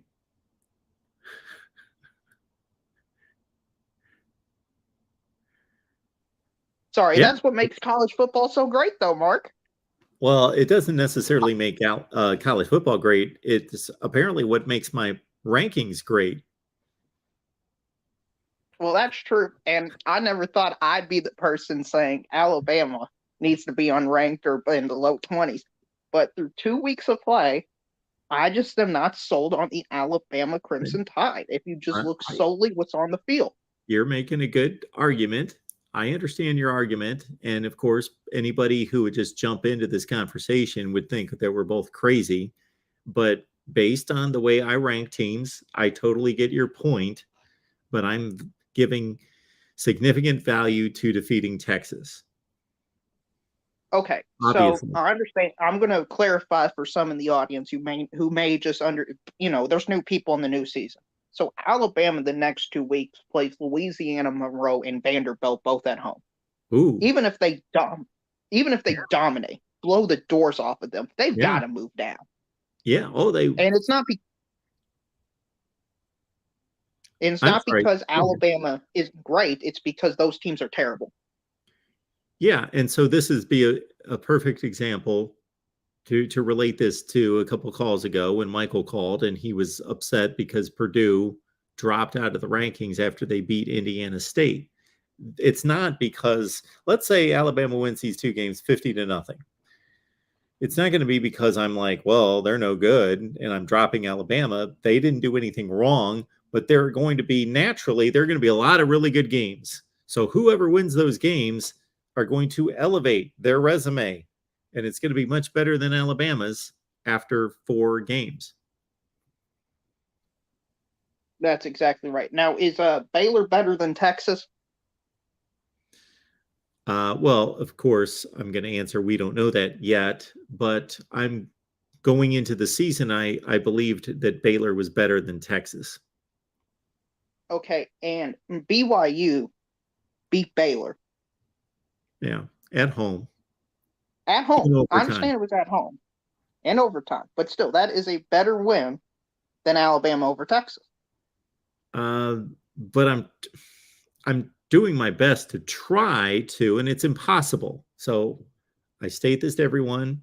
When I say this is not a flawless system, it's just logical, is that I try to remove my bias as much as possible, but there has to be some level of judgment made because there are no games to go on. There's only 1 game to go on before this week. And yes, going into the season, I rated Baylor to be a better team than Texas. Not significantly better, but better. And then in week 1, really neither team did anything to change that because Baylor killed whoever it was. I don't remember. It was like 69-14, and Texas killed Louisiana Monroe.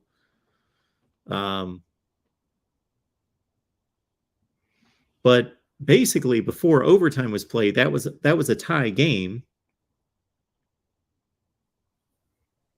Well, I understand that, but the point I'm just trying to make is you got 2 teams that played very close games. The assumption is Baylor is better than Texas, and I think it's appropriate to have a little bit of assumption early on in the season. But as you have to, or you can't do any rankings. Right, but as we get more and more data points, it becomes less and less relevant. And so early on, I would value Baylor win over Texas slightly more. Now, if Texas goes out and starts off 4-1, 5-1, then I think Alabama, along with Texas, should be bumped above Baylor. But for right now, in this moment, I don't think everybody should anoint Texas as a great team because they lost to Alabama by 1 point.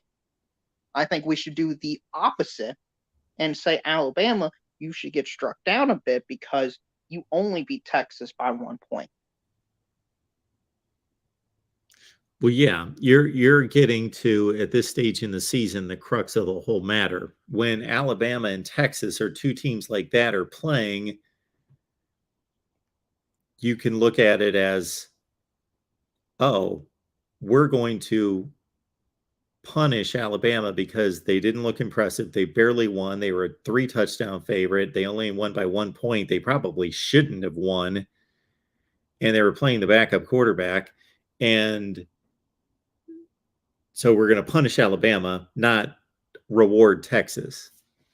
And I took it more as, I'm pretty impressed with the talent on these 2 teams. and I'm rewarding Texas. I get that. I understand a lot of people are doing that, but I don't think there's another team, maybe outside of Georgia, in America where we would do this for. Saying, you beat them, you lost to them, but you outplayed them, so therefore we're going to rate you higher. I don't think somebody could do it with Michigan, even Ohio State. I think only because it's the Alabama perception of their greatness. And I think last year, their greatness took a little bit of a hit. They weren't the dominant team that everybody expected them. I think we should come into this season and say, hey, they're going to be in a lot more one-score games. Still probably make the college football playoff and stuff, but I just don't expect domination. And your rankings early on, I think, should reflect that by punishing them for not being as dominant as a USC or having as great as a win as Penn State. Well, Mike is a big fan of yours. He says that you're right, 100% right. So where should Alabama be ranked? In the low 20s or unranked. Okay, so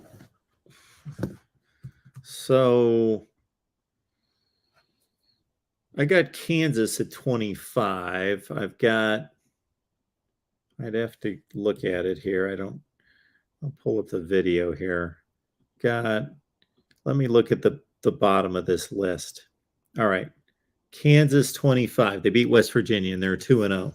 Texas Tech beat Houston. They're number 24. Kansas State whipped Missouri. They're 23, etc. So Alabama beating Texas isn't and annihilating Utah State, which I understand that then they got killed. You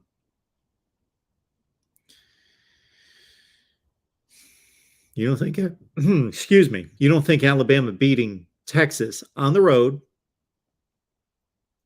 is more valuable than Kansas beating West Virginia or Texas Tech beating Houston or Kansas State beating Missouri? I think, well, West Virginia's 0-2. They haven't won a game yet. Well, so yeah, but their game was against Pitt and they took them to the wire. You know, that's got to be taken in, and that I do take that in consideration that West Virginia was 0-2 right now, and they lost to Pitt 45-0. I'd look at that much differently than them throwing the ball in the end zone to win the game. Like, that was a razor close loss. Okay, I'll give you an example. Missouri. And you agree with me doing that, right? That yes, we got to absolutely. these teams 100%. how close the games are. Yeah. Absolutely. That's got to matter.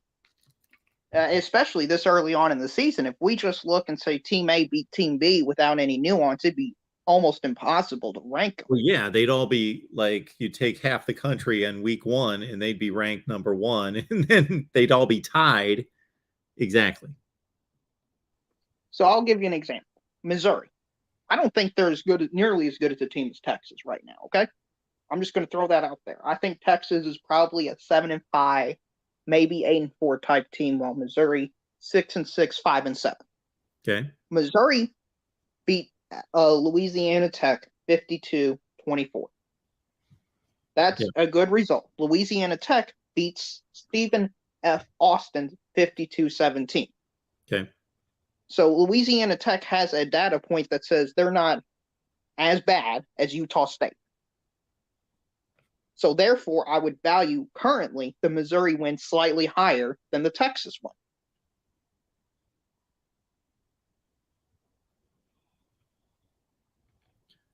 Texas beat Louisiana Monroe.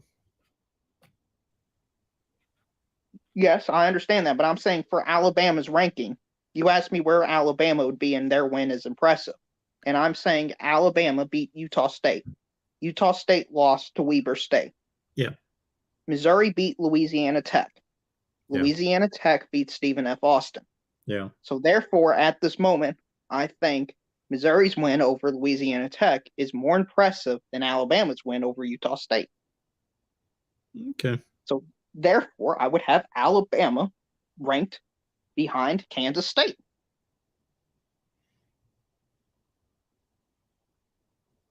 We So didn't where would relate that though to Texas.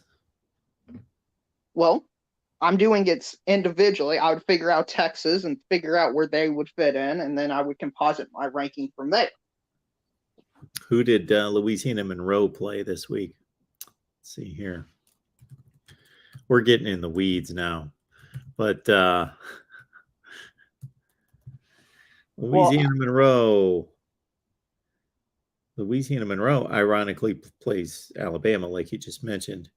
But they're who did they play? Oh, shoot, they beat somebody. They beat Nichols. What used to be Nichols State. I guess they're only called Nichols now. So who can rate that win? But they won 35-7. So that's Texas's week 1 opponent. Louisiana Monroe beat Nichols by 28. Is Nichols an FCS team? Yes. Okay, and Louisiana Tech is an FBS team. Yes. So therefore, Louisiana Tech win is better than Nichols State. Yes. So presumably I would have Texas also behind Kansas State. All right. There has to be some level of value, though, that my judgment of Alabama and Texas is well beyond Kansas, Texas Tech, Kansas State, etc. Well, they can be ahead of Kansas, but just not Kansas State, because West Virginia hasn't beaten a team. They got blown out. They lost by 2 scores to Kansas. They didn't get blown out. They went to overtime. Yeah, I know. 13 points, I don't think overtime immediately when that final score pops into my head. Well, sure. And they also lost to Pittsburgh. So I don't have a data point to say, hey, this team can win a football game. And until that data point to say that they took Pittsburgh to the wire.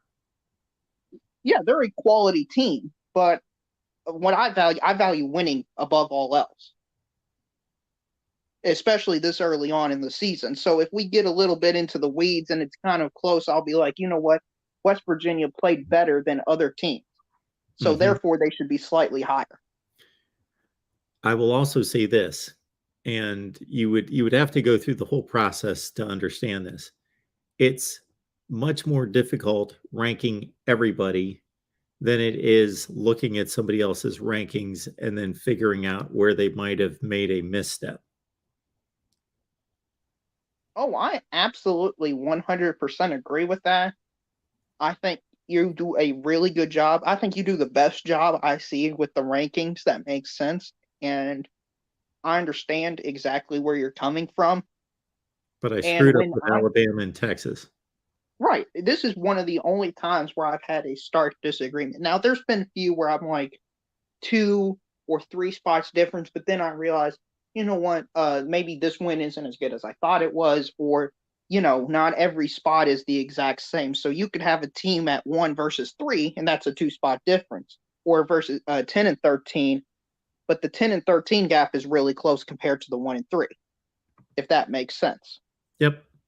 So I understand that as an argument, but when I see Alabama 20 spots higher than I think that's such a big disparity that that's worthy of calling it. Now, when you had Kentucky at 2, I thought they were going to be around the top, like 4 or 3, but then I saw them at 2. I thought, sweet. And I was like, oh, okay, he values that Florida win over Utah, probably because these other teams behind them haven't had as good as a data point, and that made sense. And then when I saw Arkansas at 1, I thought that clearly makes sense because they are undisputedly the best team in America right now at this moment. And I understand that. And your rankings make tons of sense. The only reason I called in and criticized this data point is I don't think it's a big deal, is you have these call-in shows to challenge your rankings. Yep. And I thought it'd be fun to challenge your logic when it came to Alabama and Texas. That's why I'm here. Yeah. I'm not trying to, you know, say your rankings are terrible or trash or anything like that. And that's not my point, because you have great rankings. It's just when it came to Alabama and Texas, I thought, you know, Alabama grantedly deserves the benefit of the doubt way more than any other team in America usually. But when you have a ranking specifically designed for resume, you've got to take that out. What I knew after week one, those are the easiest rankings after week one. I'm just ranking wins. And then, well, performance goes into it too, but they're the easiest. Then you start, my eyes start to cross after a few weeks. I need to really build some kind of a spreadsheet that kind of weights teams or something. I don't know how to do that. Would make it much easier, because then things like this would happen where, let's say we're 10 weeks into the season, and let's say I'm just throwing teams out. I'm comparing Florida and Auburn, and they didn't play, but they played a bunch of the same teams. So I could kind of cross off, well, they both beat Missouri. And they both beat them similarly. So that kind of eliminates that comparison and kind of like whittle it down that way, which seems simple, but you're doing it crossing a zillion different teams compared to different teams. Oh, absolutely. And this is why the later it goes, the easier it's, because as conference play happens, you're going to have a lot more of those cross sections between the top teams. Yeah. And I think early on, it's really hard for any list. I think first off, it's impossible to have a correct ranking, but especially on this season, and nobody's rankings are 100%. So that's all I got to say. Mark, I see people in your chat saying I've taken up too much time. So if I did, I apologize for taking up way too much. Yeah, I know you enjoy these type of things. I see some Bama fans upset that I've called out their team, saying they should only be, the 24th, 25th best team in America. Well, most of the shots I took in the comment section was that Alabama was too low, not too high, because those are the people that don't understand the rankings, and they're like, you're crazy that Alabama's number 5. But of course, we just know that they don't understand the process. Well, that is exactly right for this early on, but your rankings will line more and more up with the AP, and for some people, they'll understand. They will. I think a lot of people bridge the connection of what you try to do later on in the season. I know that was the case for me. At first, I was like, what? It didn't make sense, but 2 or 3 weeks, I'm like, oh, okay, that makes sense. So that's all I got for you, Mark. The only thing I'll say is if you can put that Kentucky helmet first, the Alabama helmet maybe second, to reflect your rankings, because nobody wants to see that Nebraska helmet, Mark. I just got to be honest with you. Just did the Nebraska show, so that's what that's all about. Yeah. Okay. Nobody wants to see. How about you have helmets with their head coaches established? I don't have an Arkansas helmet, so the number 1 team in the country does not get represented here. But we will go to all the other top teams here, Georgia and so forth. Yeah, I don't know where the Georgia helmet is. Oh, it's there in the back. And there were a few people that were upset that the top 5 teams in the country were all from the SEC. But I said, you know what? They're winning all the games. So what can I tell you? Yeah, 14-1 non-conference for week 1. It's hard to rank a different conference better. If you're tired of the SEC being in the top 5, how about your team goes out and beats an SEC team? Yeah, and these teams collectively beat Cincinnati, South Carolina, Florida, killed Oregon, Memphis, Arizona, Texas. I can't collect any other teams that have done that. So, well, see you, Mark. Hit the like and subscribe button.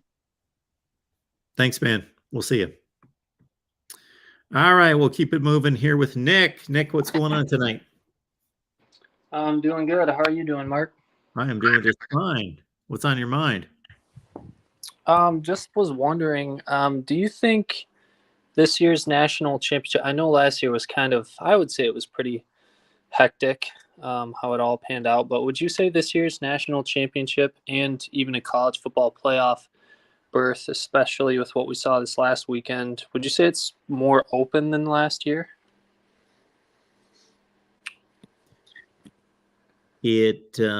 So Alabama shows that it's human, but they did that a number of times last year. It seems like it, but again, I don't know if all the craziness that goes on from week to week that makes a number of us, me included, think, okay, yeah, this is crazy and this is fun. But if it doesn't touch those top 3 or 4 teams, then it's going to come out the same. If the Yeah. craziness doesn't touch those teams, and it almost touched Alabama, although they could afford to lose one, of course, maybe 2, we'll find out, but probably just 1, then yeah, the craziness all seems to go on below whoever the Yeah. 3 or 4 is, which it's usually the same teams, but they move in and out a little bit. Clemson, Ohio State, Oklahoma into that elite mix. Don't you think, I guess, 2 factors to consider. I mean, it looks like Georgia just reloaded, but I don't think they've really been tested this year. So that's and they still lost a ton of talent either way. So I would still put them number 1, but I still think they need to be tested before we can just think that they're going to be kind of a generational type juggernaut like they were last year. And even though Alabama's offensive line is, I mean, I'm sure you're slightly concerned about it moving forward. It doesn't, a big difference there is they don't really, from what I saw, have a Jamison Williams to kind of bail that or kind of relieve that a little bit. So I don't know. Maybe it's something to think about. Maybe Alabama is even more human than last year because of that. And like I said, maybe Georgia. Georgia recruits at an elite level, so I still expect them to be good. But still, it's hard losing that much talent. So I don't know. Just something I was kind of thinking about. Also, what do you think about Bill O'Brien? Do you think he's kind of a lackluster coordinator? I mean, especially compared to what we saw straight up with Sarkisian this last week. I know that, on one hand, you could say, well, Sark benefited from this crazy team he had with Judy and Devontae Smith and Ruggs and all those guys.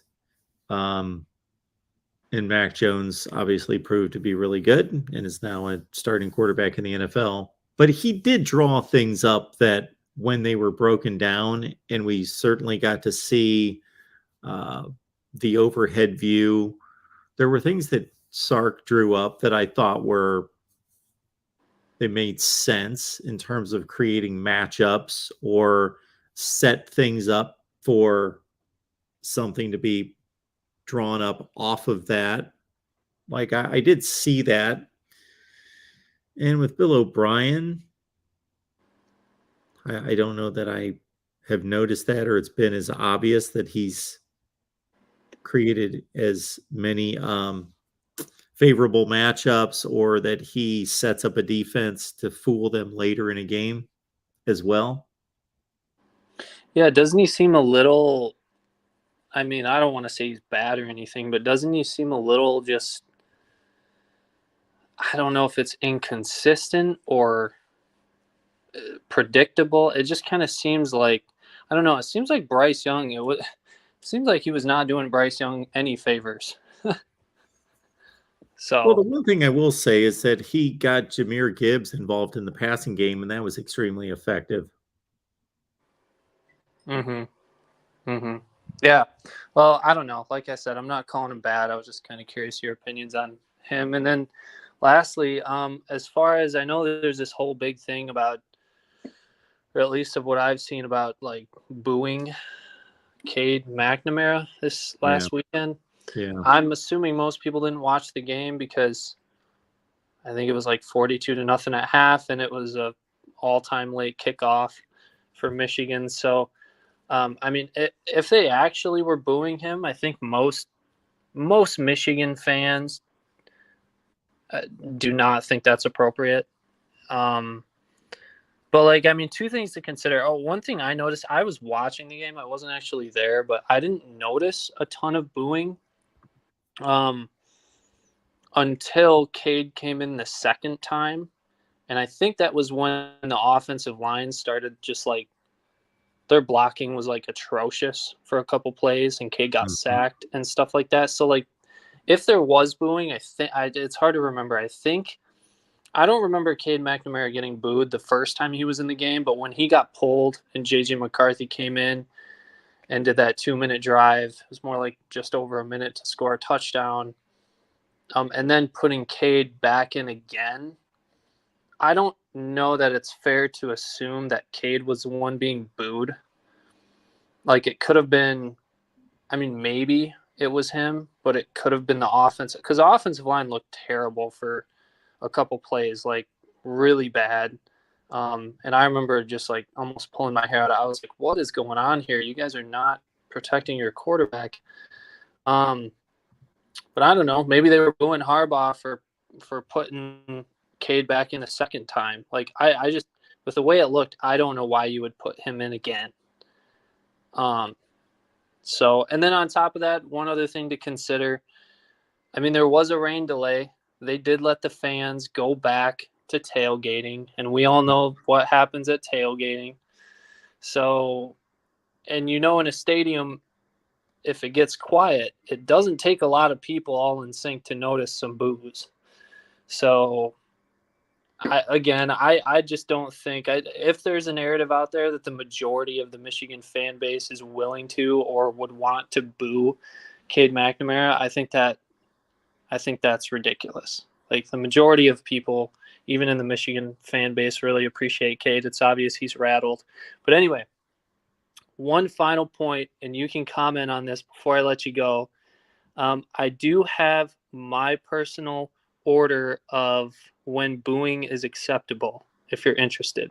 I have 3 points. Okay. Number 1, never boo the players. I think that's obvious. They're out there doing their best, and they want to win for their team. So no matter what the performance, never boo the players. I think you can sometimes boo the coaches. Like, there's some coaching decisions that are ridiculous. And lastly, always, always, always boo the refs. Anyway, thanks, Mark. Have a good one, Nick. Appreciate it. Booing. So yeah, I don't like to see players get booed who aren't professionals in particular. I don't even like to see professionals get booed unless they're not trying, unless there's a effort issue. I find it difficult to distinguish if I'm a player on the field and the fans are booing the coach or the coaching decision. How do I know that? How do I know what they're booing? And I don't think that the issue with Cade McNamara getting booed is a Michigan fan issue. I think it's just a sports fan issue. I don't think that's unique to Michigan sports fans, Michigan football fans. All right. Will's on the line. What's up, Mark?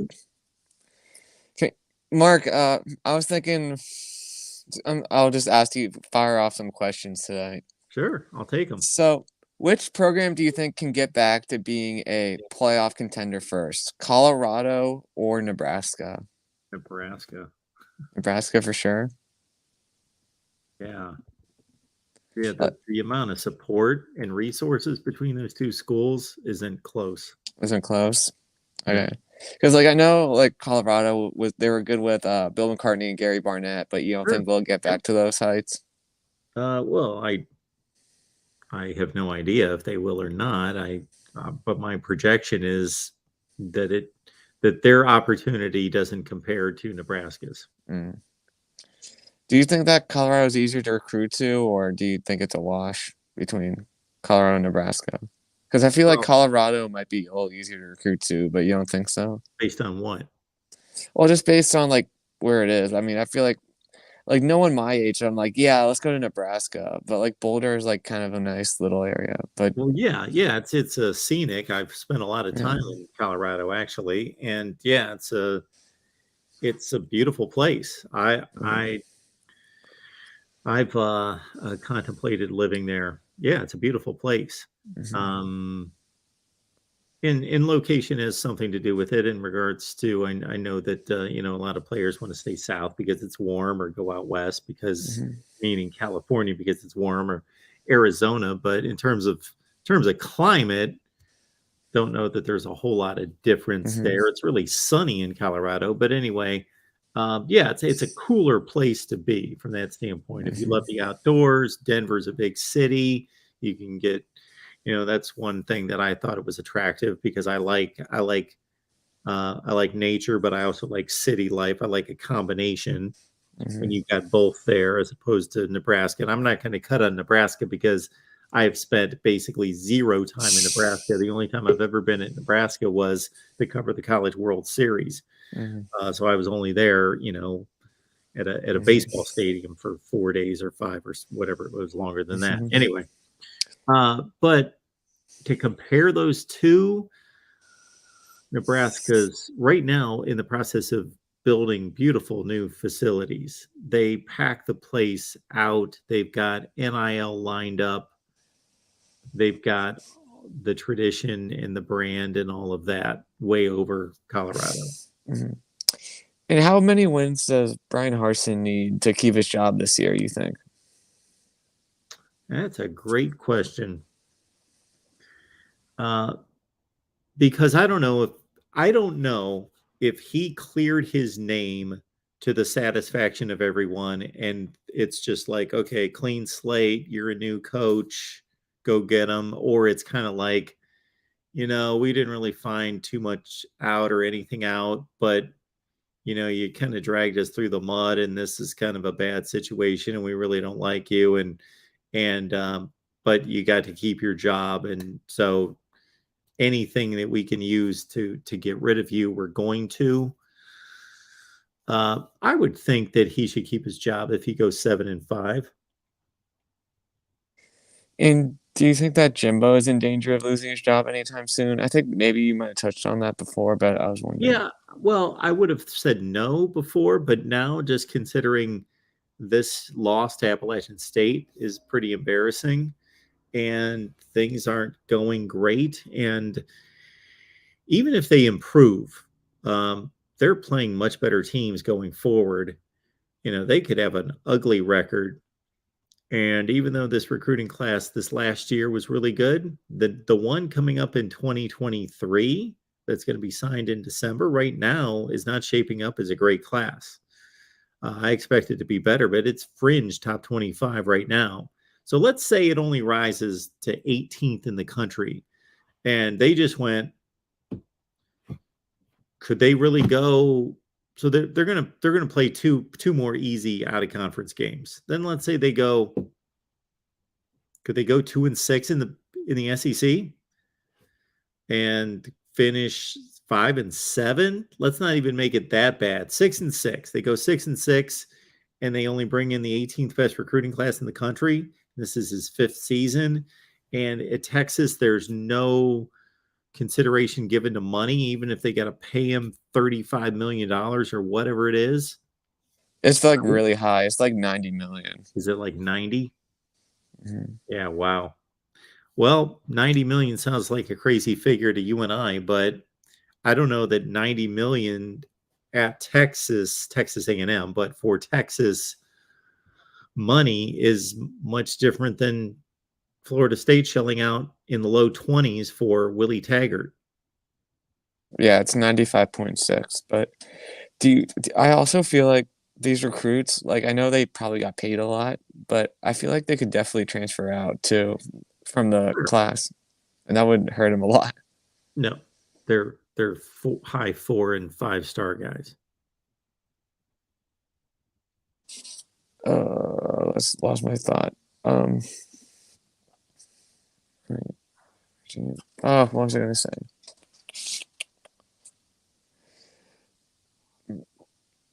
Oh, I totally forgot what I was going to say. Well, and like, how much stock are you putting in USC's results right now? Do you feel like that they're going to be a top 10 team in the country, or do you think that do they need to prove it to you for beating a good team like Oregon State? Well, of course, I'd like to see them beat a good team, and I do think Oregon State's a really good team, a quality team, a top 20 or 25 team in the country, something in that range. But I think that USC is, they're offensively dominating 2 opponents, and again, Their Rice is one of the 20, 25 worst teams in the country, probably, and Stanford's defense is pretty lousy, but they're doing what they should be doing. They're dominating. There's plenty of teams that wouldn't score 66 points on Rice. There's plenty of teams that wouldn't score 41, and that was 35 in the first half against Stanford. So I think they're finally doing what you would expect USC to do. Yeah, and do you think that Matt Campbell is going to take the Nebraska job? I mean, if you were him, would you take it, or would you? If I were him, yeah, I would tend to not take that. No, I think he can. I think he can. He's going to be on a short list for any job opening in the country if he wants to be. He's not necessarily going to get the what job could possibly open up in a year. Texas A&M. He's not necessarily going to be the next coach at Texas A&M, but he's got to be on the short list of 3 or 4 if he wants to be. And if you're West Virginia, are you getting rid of Neil Brown soon? Do you think they should fire him?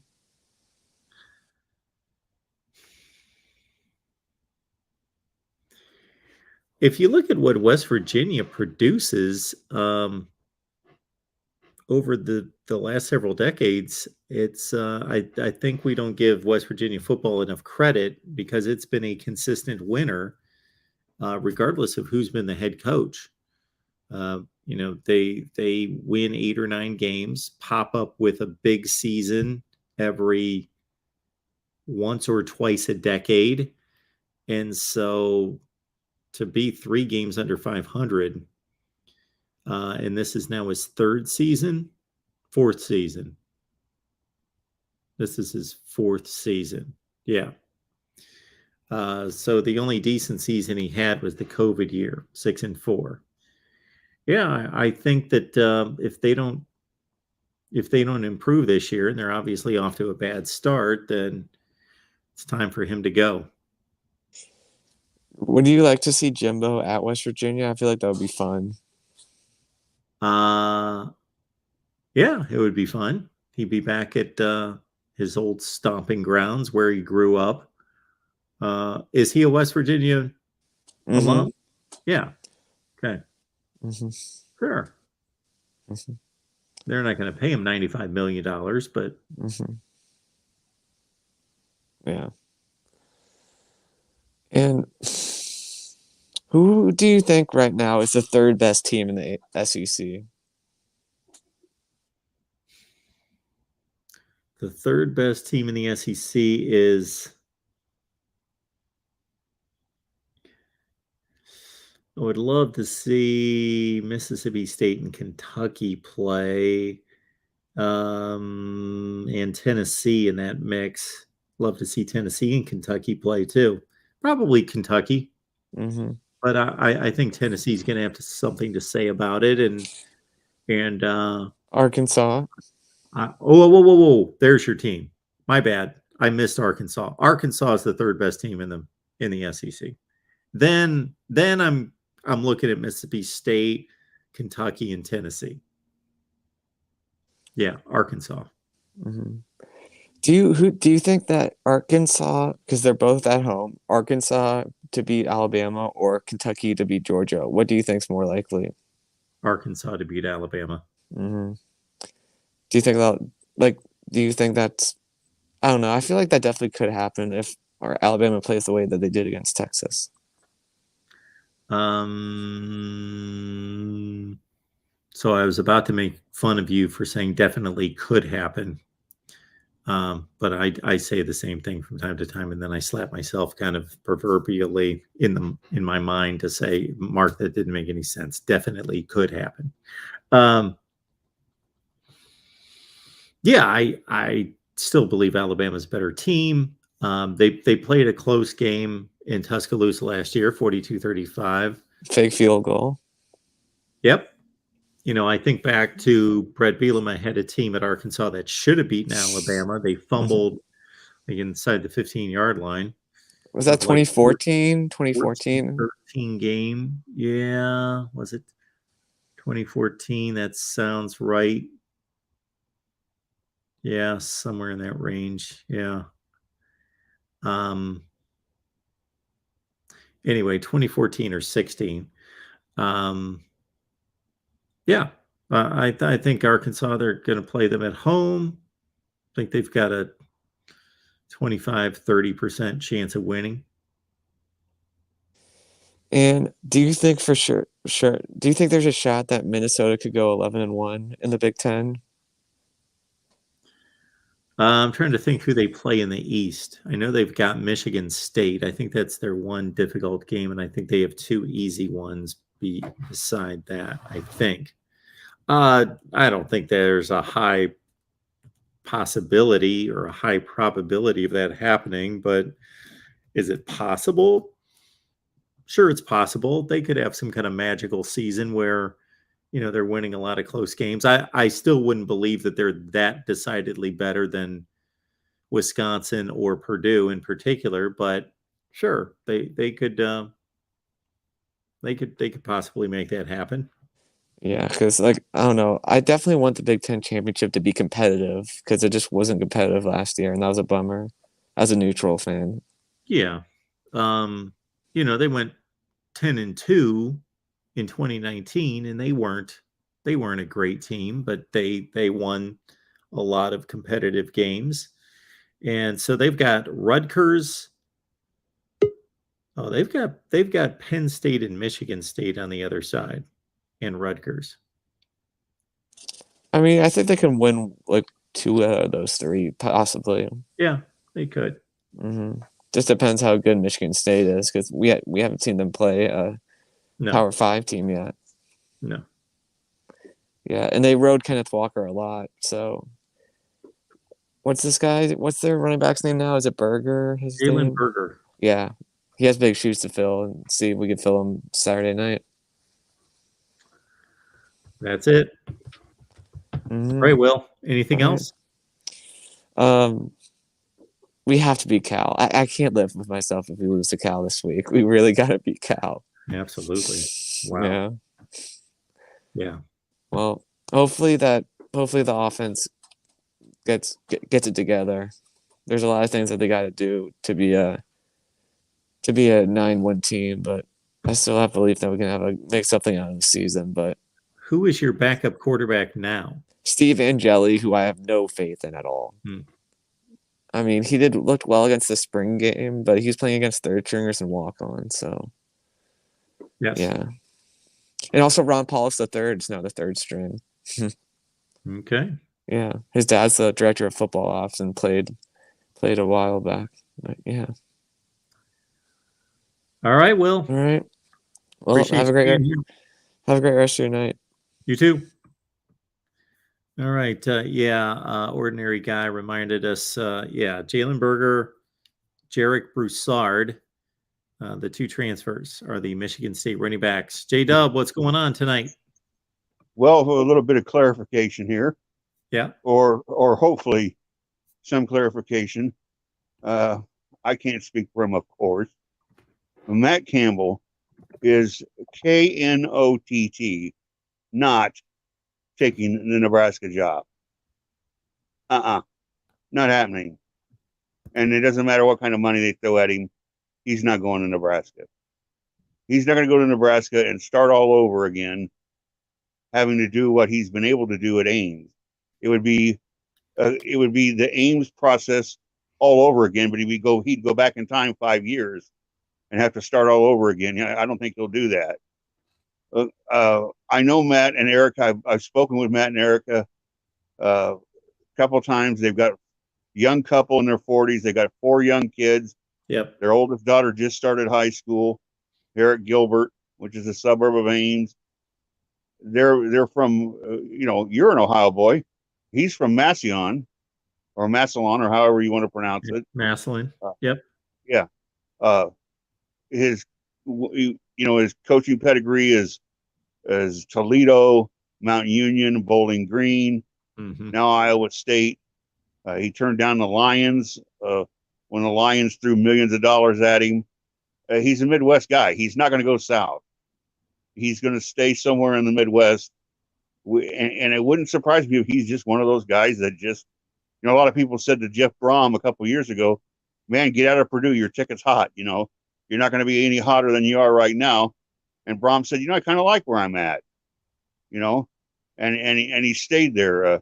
Pat Fitzgerald. I mean, I'm sure there would be people interested in Pat Fitzgerald, but you'll never get him out of Evanston. I'm not saying that Matt Campbell's going to be the next Kirk Ferentz and he's going to be in Ames forever. I don't expect that. I just think that the guy's, he's just an honest, straight up guy. I think he's a Midwest guy. That's what his wife likes. It's what his kids like. If he goes somewhere, it's going to be somewhere in the Midwest. I just can't see him going to Nebraska because I think, and this historically, it's ridiculous to even think this, not mention say it out loud. But at the moment, that would be a lateral move from Iowa State to Lincoln. Sure. And he's had 3 top 20 recruiting, well, top 20. I think he was 27, and then 24 in Ames, which is amazing. That's just by the local standards, that's unbelievably high cotton as far as recruiting goes. So I think he's got a little something. I think he's got a little something going here, and he might want to ride it for a while. Sure. Well, J-Dub, you obviously are closer to the situation, and having spoken with the man and his wife, understand it much better than I do. And you just outlined their family dynamics. But in regards to the Midwest, do we consider Iowa to be any more part of the Midwest than Nebraska? No, I would definitely consider Nebraska Midwest. Okay. Yeah. I didn't want to imply that Nebraska was not the mid. That would certainly be a Midwest. I just don't think that would be one of the places in the Midwest in which he would choose to go. But I would certainly think that he would, he would consider it. Like there was some talk up here when LSU came open. LSU never reached out to him. As far as I know, LSU didn't make any effort at all to contact him. But he would not have taken the LSU job. Had they offered it, I don't think he would have taken it. I just don't see the guy leaving this part of the country. And from what I hear, Luke Fickell at Cincinnati is more or less the same way. They're kind of guys that want to stick around, this area. They've got some kind of loyalty or some kind of, I've got my millions. This is where I'm comfortable. This is where I'm comfortable recruiting. These are the kids I'm comfortable going after. And so stay there. But I mean, he's got to be you'd be silly not to have him on your list if you had an opening. I mean, you've got to at least entertain the possibility, because I think the man's proven he can coach. I mean, the fact that he won a Fiesta Bowl and he's had a couple of 8-win seasons in Ames, Iowa. My God. I mean, this is the literal sewer historically of college football. I mean, it doesn't get any lower than Iowa State. So what he's doing is just, I don't think people understand how amazing it is historically. The fact that they even get brought up in a national conversation is unreal. Mm-hmm. And absolutely. Yeah. He has established that as a 7 or 8 win program, which doesn't seem like a big deal unless you understand the history. Yep. Right. Yeah. If all you got to do is just go to Wikipedia and look up Iowa State, and you'll see what a 7 or 8 win consistent winner at Iowa State would mean, based on decade after decade after decade of 2 and 3 wins, 2 and 3 wins, 2 and 3 wins. I think they've been to like 8 bowl games. I mean, it's just, and I wanted to talk real quick about the And I was just Texas going to say one Alabama other game. thing, J-Dub. I was just going to say one other thing. The lack of NFL players coming out of Iowa State in its history. You know, just about every Power 5 program still, even the bad ones, Illinois, fill in the blank, Rutgers, produces quite a few NFL players. But Iowa Right. State, until he arrived, hardly anybody ever got drafted. Before he arrived, Sage Rosenfels and Seneca Wallace had some backup time at quarterback, but he got there. David Montgomery is now running for the Bears. Brees Hall is running for the Jets. He's got 2 tight ends in the NFL, and Kohler and Allen. He's got an offensive lineman. He's got a linebacker. So he's putting some guys in the league, and Brock Purdy made a roster. So, you know, that just wasn't, you're absolutely right. It just was not happening at all. I mean, there was nobody being drafted out of Ames. Not even like in the 6th or 7th round. A guy get like a 6th round draft, and it was huge news here, you know.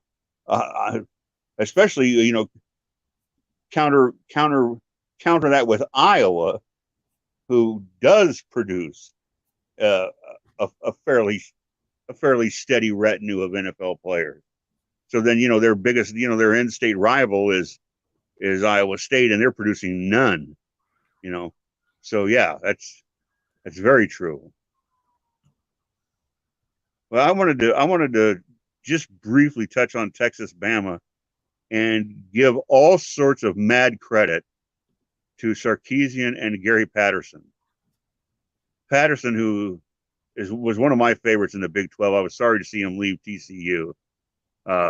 Great guy, and defensive, just brilliant. His defensive game plan was just fabulous against Alabama. He got his players all worked up. His plan worked to perfection.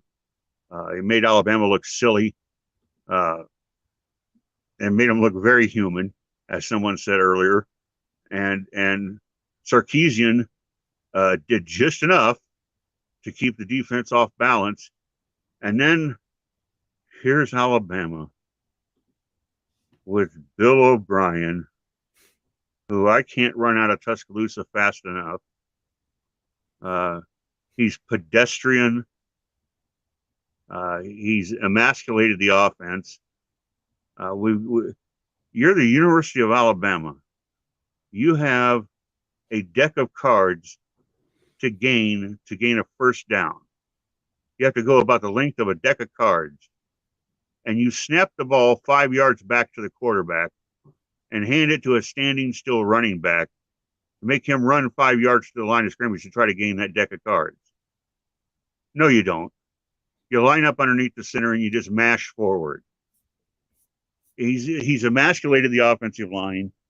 He's taken away the rush game.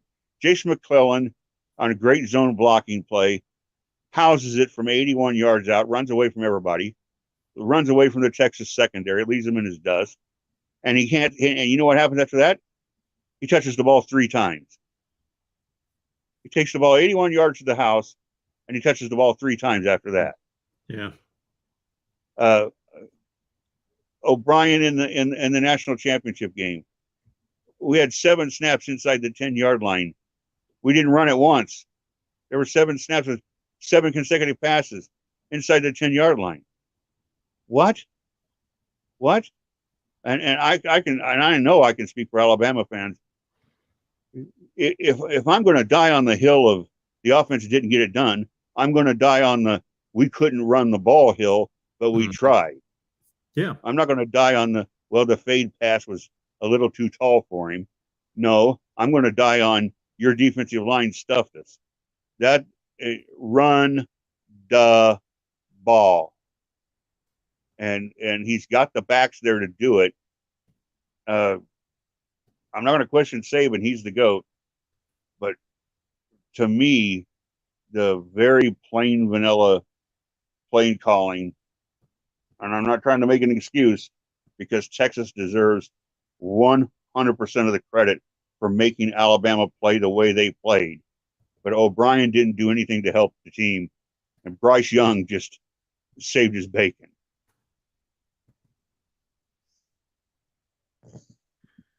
I hear you. I think Texas outplayed Bama, but Bryce Young made the plays in the final drive, and that former Ohio State corner playing for Texas completely whiffed on that sack that probably would have ended the game. I rewatched that play, not because I was watching specifically for that play, but I had the last like 2 drives on just today or yesterday, and watched it again, and I wanted to count the yardage that meant, and Bryce Young would have been sacked at the 44, and he ran down to the 18. So that play just killed him. And if I watch another blitzing player not run right by the quarterback and like do a spin around his hips, because they don't break down about 3 steps from the quarterback, you got to start breaking down and wrap up a tackle. You don't make a tackle flying by the guy 20 miles an hour. I don't get it. It's too easy to dodge. You either blow the guy up or you get what happens. You miss him, and then there's nobody behind you, and he takes off, and it's 20 yards before anybody even knows he's taking off running with the ball. And I see a lot of the people in the chat, look out for Arkansas, look out for Ole Miss, look out for LSU. Yeah, look out for all of them. Bama struggled against on the road mightily all last year, and you know what happened? They went to the Natty. Now, are they the team that they were last year? I don't know, but I'm going to say it again. If you can find a team that's harder to kill, that's harder to finally put away, at the end of the game, you have more points, they're dead, than Alabama, let me know who it is. I still say they're the hardest kill in college football. Not that they can't be beat. They obviously can. Yeah. And history proved it. And it'll probably prove it again this year. But I'm just saying, if there's a team that I've got to play one game, and the team that I think that would be the hardest for me to beat, it's Alabama. I don't want to play them one up. I am right there with you, J-Dub. Hey, Mark, thanks for having me in. Thanks for hosting the show tonight. Everybody, there it is. There's the thumbs up. You know it. Thumbs up in the link, gang. Help the man out. He's helping keeping us entertained. You can help return the favor. I appreciate it, J-Dub. You have a good night. Thanks, Mark. You too. It's our guy, J-Dub. Appreciate him being here. And we will go to our last call of the night. I'll remind everyone that we've got a packed Wednesday here at the Voice of College Football. The Ohio State show that is typically on Wednesday at 1:30 is moving permanently, not permanently, but regularly scheduled to Wednesday at 11 a.m. starting tomorrow. So Ohio State Live's at 11 a.m. Eastern, Oklahoma at 12:30 Eastern, Michigan at 5, Florida State 6, Miami at 7. All right, welcome into the Voice of College Football. Who's on the line? Hello. Hello, sir. Ma'am? Wouldn't mind getting some calls from the ladies. That doesn't happen. And this person is either oblivious to what's going on, I guess. All right. Again, 11 a.m. Eastern on Wednesday. Ohio State starts our big Wednesday lineup with Oklahoma, Michigan, Florida State, and Miami to follow. If you subscribe here at the Voice of College Football, please turn on the notifications to know when we go live. And we'll see you Wednesday morning.